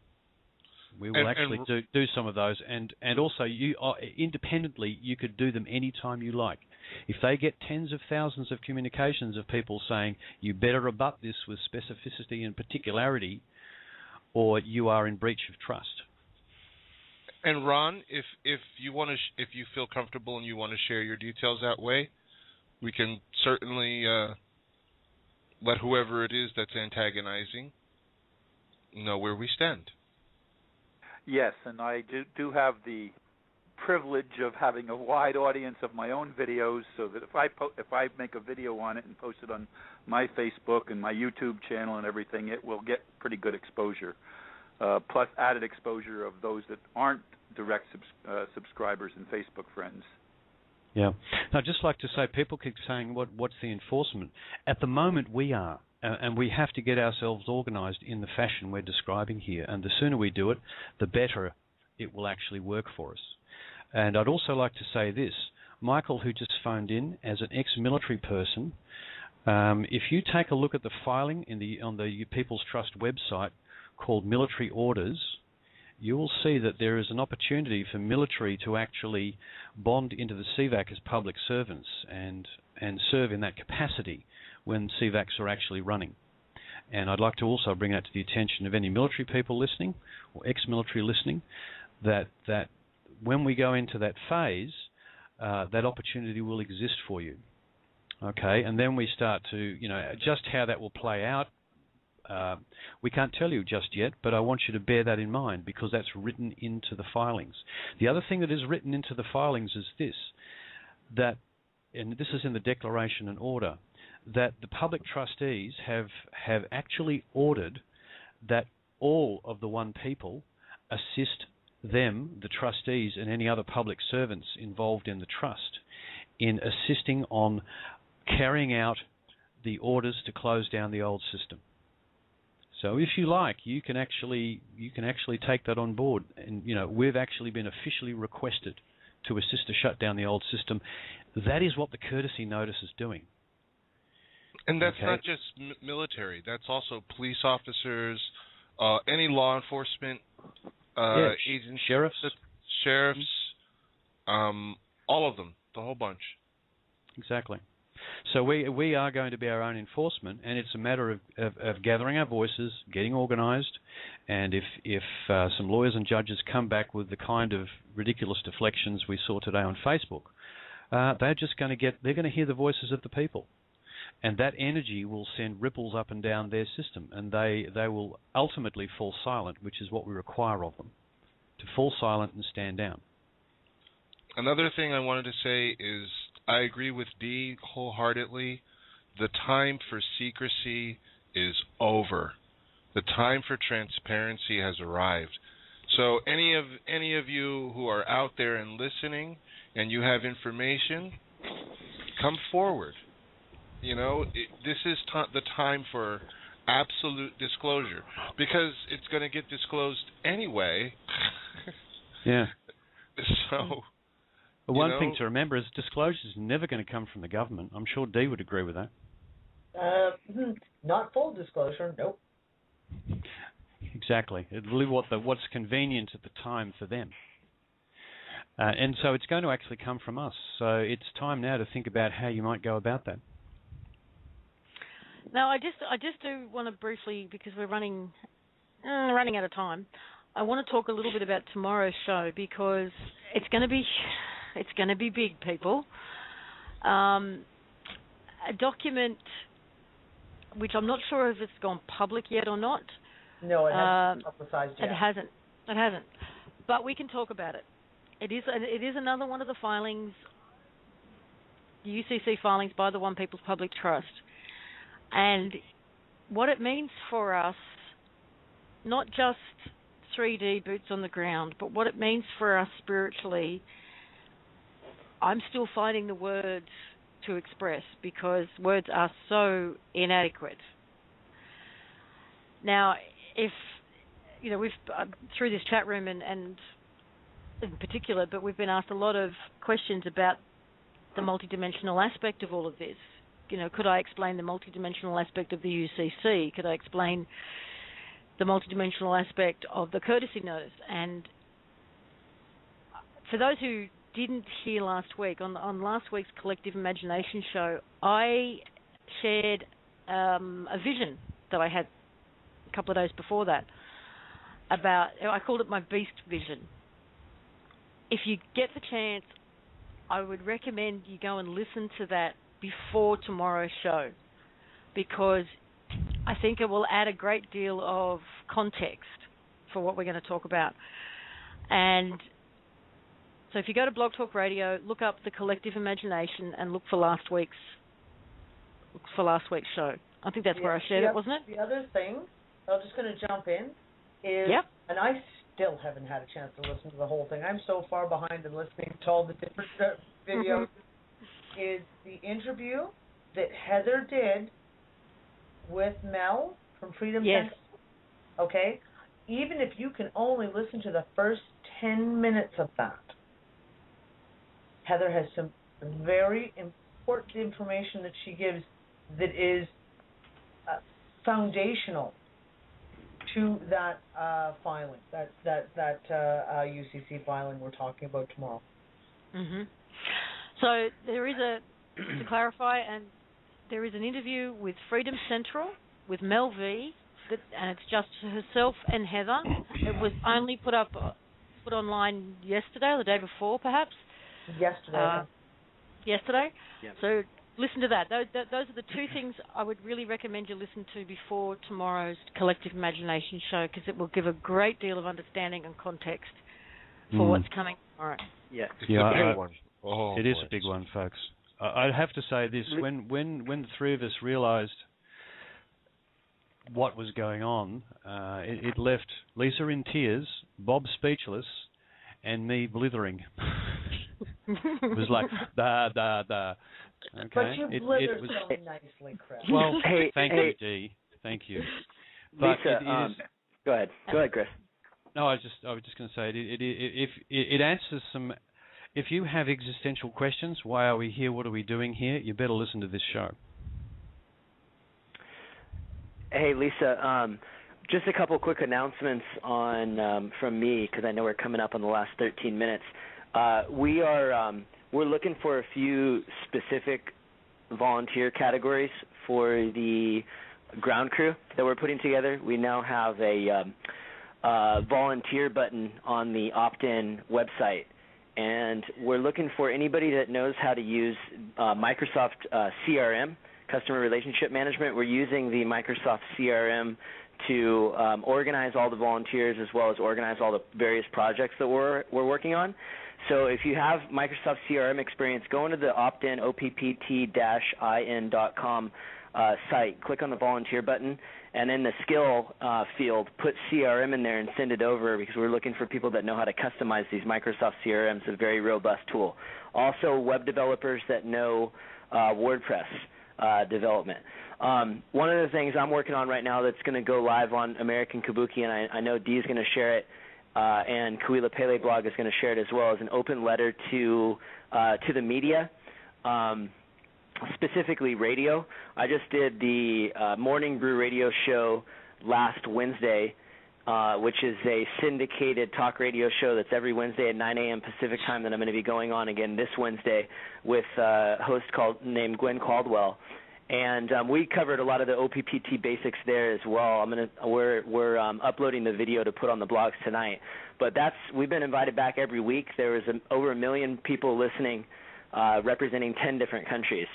And when I talked to Gwen after this show, she said that listening through the live stream on her blog, she saw a couple of IP addresses for a few foreclosed banks. So there's a lot of people that aren't too happy about what we're doing listening to this very call, and that goes to the territory. But what we're going to be putting out here tonight is the open letter to the media, which is going to be basically a pledge to try to get on more radio shows with some of our radio team. And anybody can download this. It's going to have links to the courtesy notice as well as links to our original press release. And so really what we want everybody to do is go download it and send it to all of your local radio stations and media outlets, online media outlets, newspapers, and blast it out there. Our biggest piece of arsenal of ammunition right now is awareness. And the more people that we let more people out there that we let them know about what's going on with One People's Public Trust, everybody's sharing it, and the faster we'll be able to spread this across the world. So go to americankabuki.blogspot.com or Dee's blog, removingtheshackles.blogspot.ca, right, Dee? Well, actually, the new site is now up. Well, removingtheshackles.net is the new site, which we are now using pretty much solely, except it just went down about a half an hour ago, and we're trying to figure out why. Okay, perfect. So there you go. There's the site, and in the meantime, she has her blog. Also, I just got a text from Aaron, and if we want to do a flash mob to close out this call, PBS has 1.2 million likes, and you can click on the highlights. It's facebook.com/PBS. Click on the highlights field in the middle of the page below their profile picture and change it to posts by others, and we can blast PBS right now. It's supposed to be by the people for the people, so what better place to go on Facebook to do a quick flash mob before we close this out. Another thing I wanted to mention, any musicians out there who want to sing about this whole thing, I love music, so get all the creative people out there who want to put together some sort of song or some sort of, or to tell us about who you be, put it out there. Perfect. And we can pick, as someone's been putting it in the chat room quite a bit, we can pick a OPPT related video on YouTube next week and like it, comment on it, share it. We'll pick one, and everybody can just share that one video and make it go viral. There's Perfect. Probably a couple of 100,000 people listening to this call right now, so that's a lot of likes, and it gets attention. Yeah, well, Perfect. I'm sitting on the Facebook page typing in a message here in PBS. I'll see all you guys over here. Awesome. So it's facebook.com/PBS for anybody that wants to get in on the fun. And Bob, Seraph just sent me a message saying to tell you that he's written a song called B. So he's a step ahead of you there. Good job. I can't wait to hear it. Excellent. Okay, last few minutes, guys. Dee, is there anything you want to say before we close out the show? Not really. This has been a great show tonight. All I say is to everyone, keep your eyes open, watch the media, because there's a lot of stuff coming out in the media right now.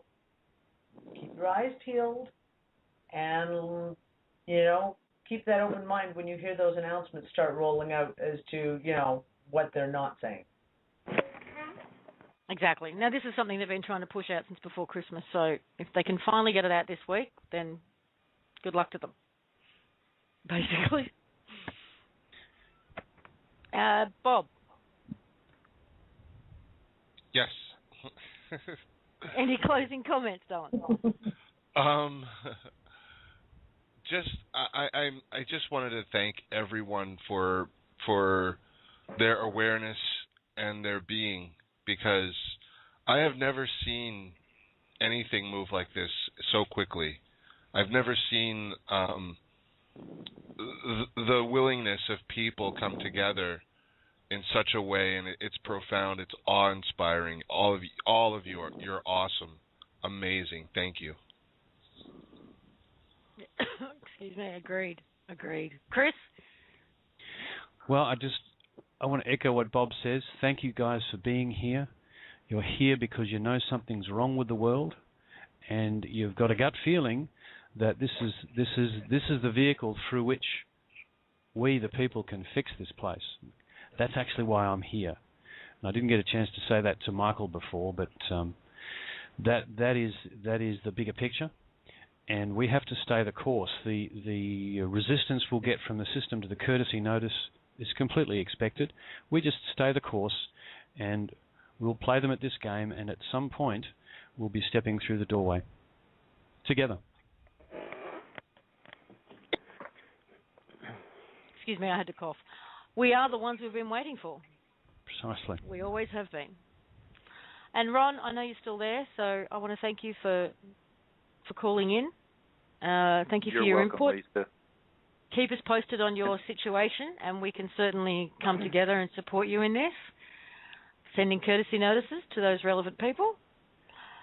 And I will let you know after tomorrow night's meeting about a week from tomorrow for the show that night. Lovely. As we've discussed before. Yes. Okay, that'd be lovely. All right, thank you once again. Brian, I just wanted to make sure we covered off all the updates on the Opt-In website. So at the top of the page on the right-hand side, you'll find the volunteers button that has all the fields necessary for you to fill in if you're in a position to volunteer some of your time and energy towards this cause.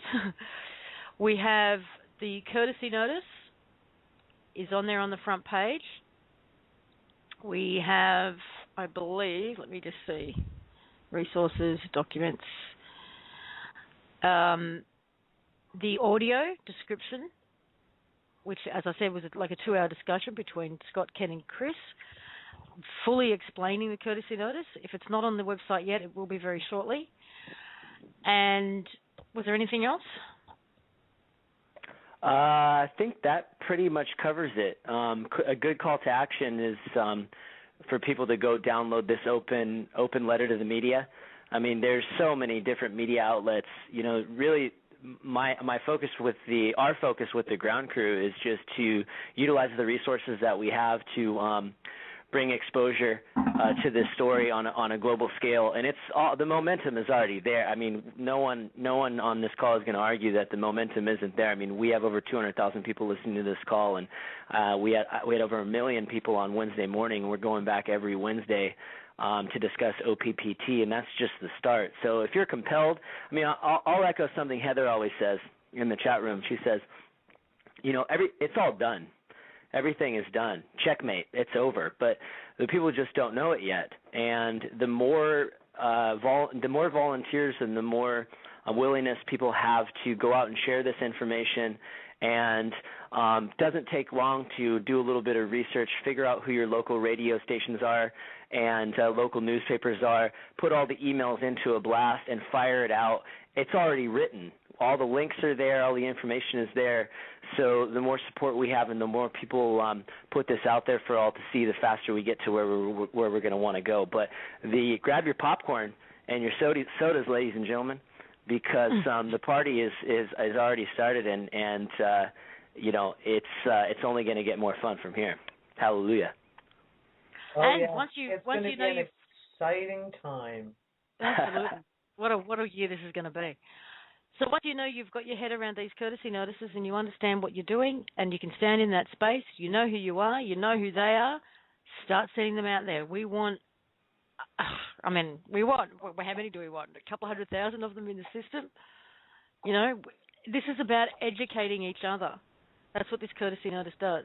So the more police, the more bank employees, the more council employees, government employees that get educated on where they really stand right now, the better. The quicker the better. And love you all. It's been an amazing couple of hours. And I look towards having you all again tomorrow on the Collective Imagination Show. It's at 12 o'clock Sydney time. It's at 8 p.m. Eastern time, I think, Bob. Is that right? Yep. And please tune in because, we're discussing the latest document and what that really means.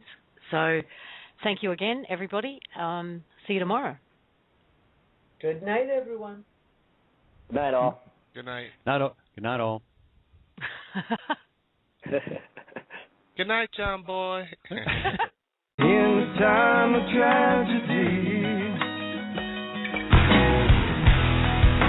I just want some answers, so the truth will set us free, and the truth will set us free. I say hallelujah.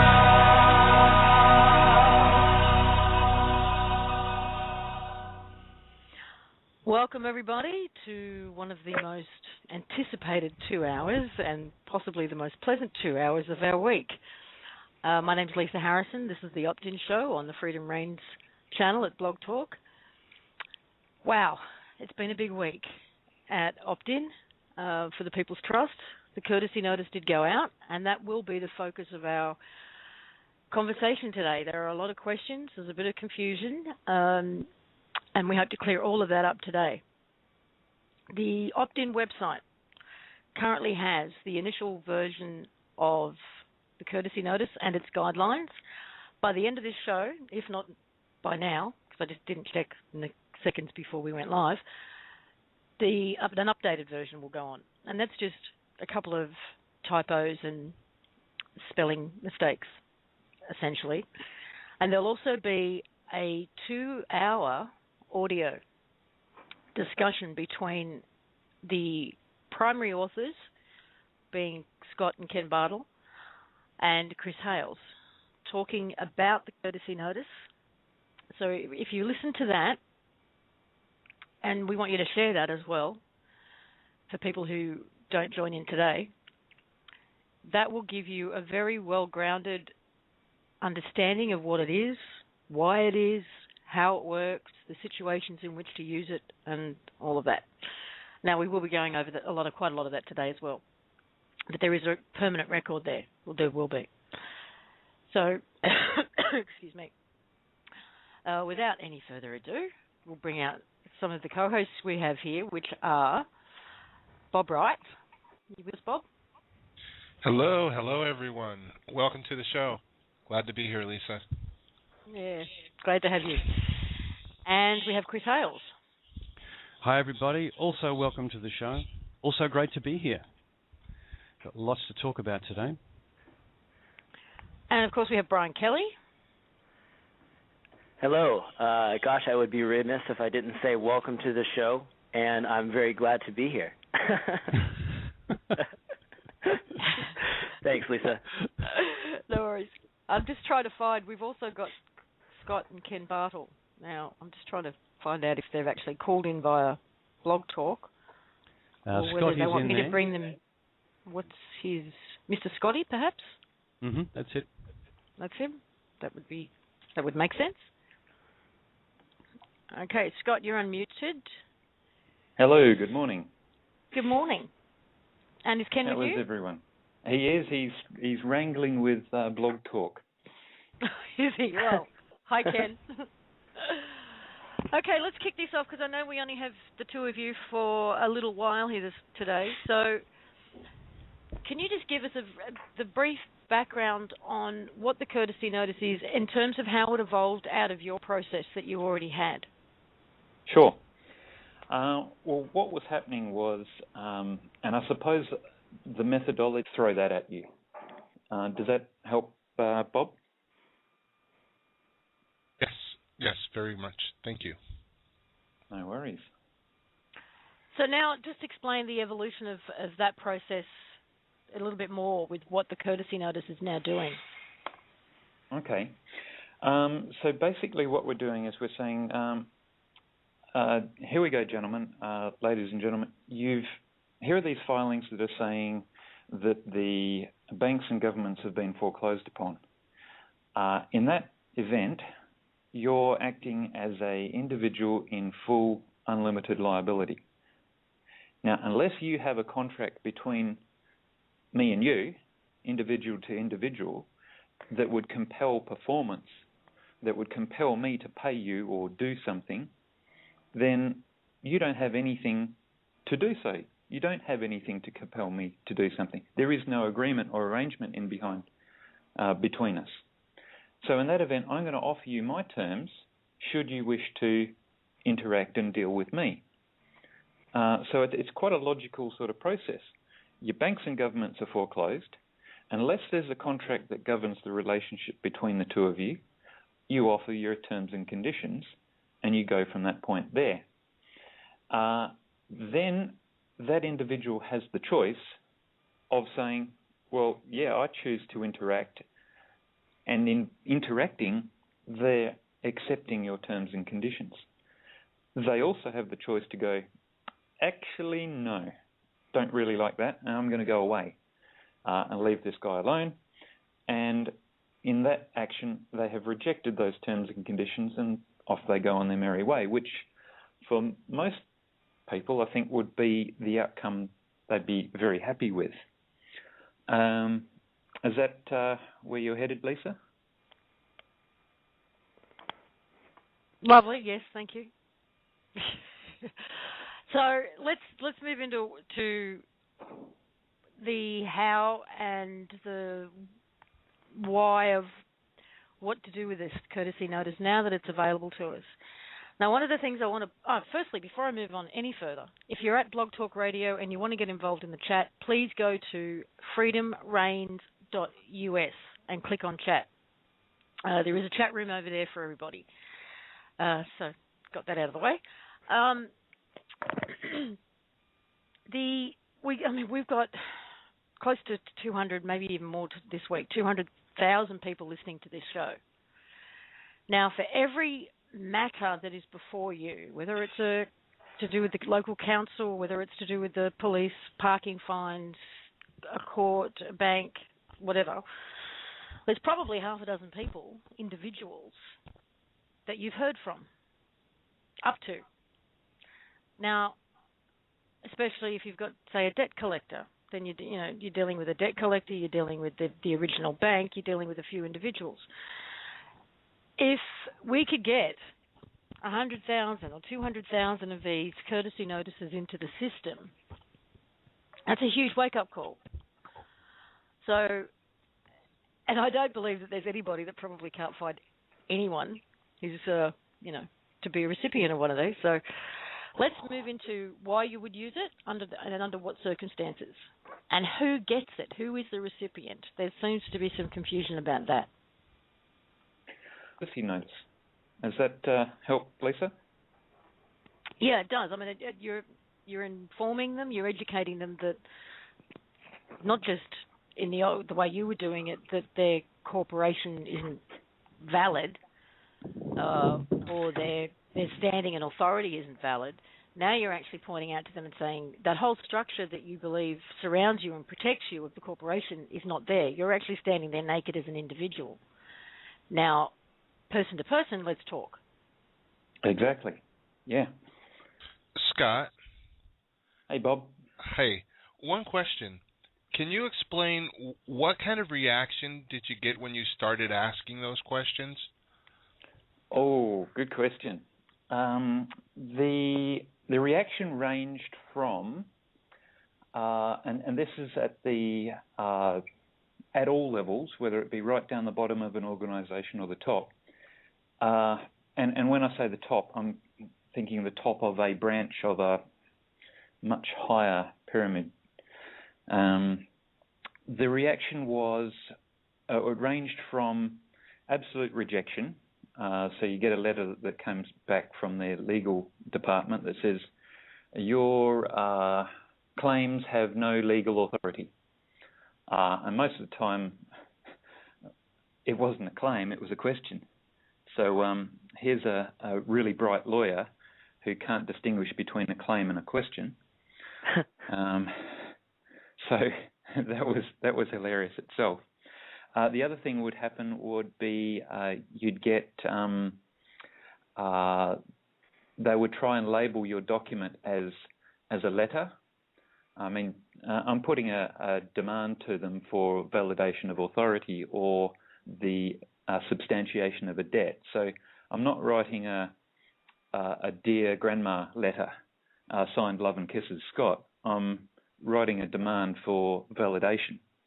And you get a response that comes back that tries to belittle your demands and label it as a letter. So you get your claims are baseless. Or the other one would be they would point out a document that they believed gave them the authority to do what they're doing. A perfect example is local government. They would go to the Local Government Act of whatever state created it, point at that, and use that to steamroll you. Now, the fact that I was asking for the origin of that act and going all the way back to its inception didn't seem to faze them. They would focus on one little bit that gave them their security blanket, and that's what they were taught. They were taught, there's the act and you can rely on that. So there was a lot of people who were holding on to an interim or mid-level document and translated that to banks. The first thing the banks did was they pointed a mortgage contract or a loan agreement and pointed your signature and say, look, you signed the document, there's the contract. The fact that you're trying to go back to before that to whether there really is a debt that a contract could enforce was irrelevant to them. They were seeing an interim document that they believed was their basis for their authority or a debt, and they would... Blog Talk Radio.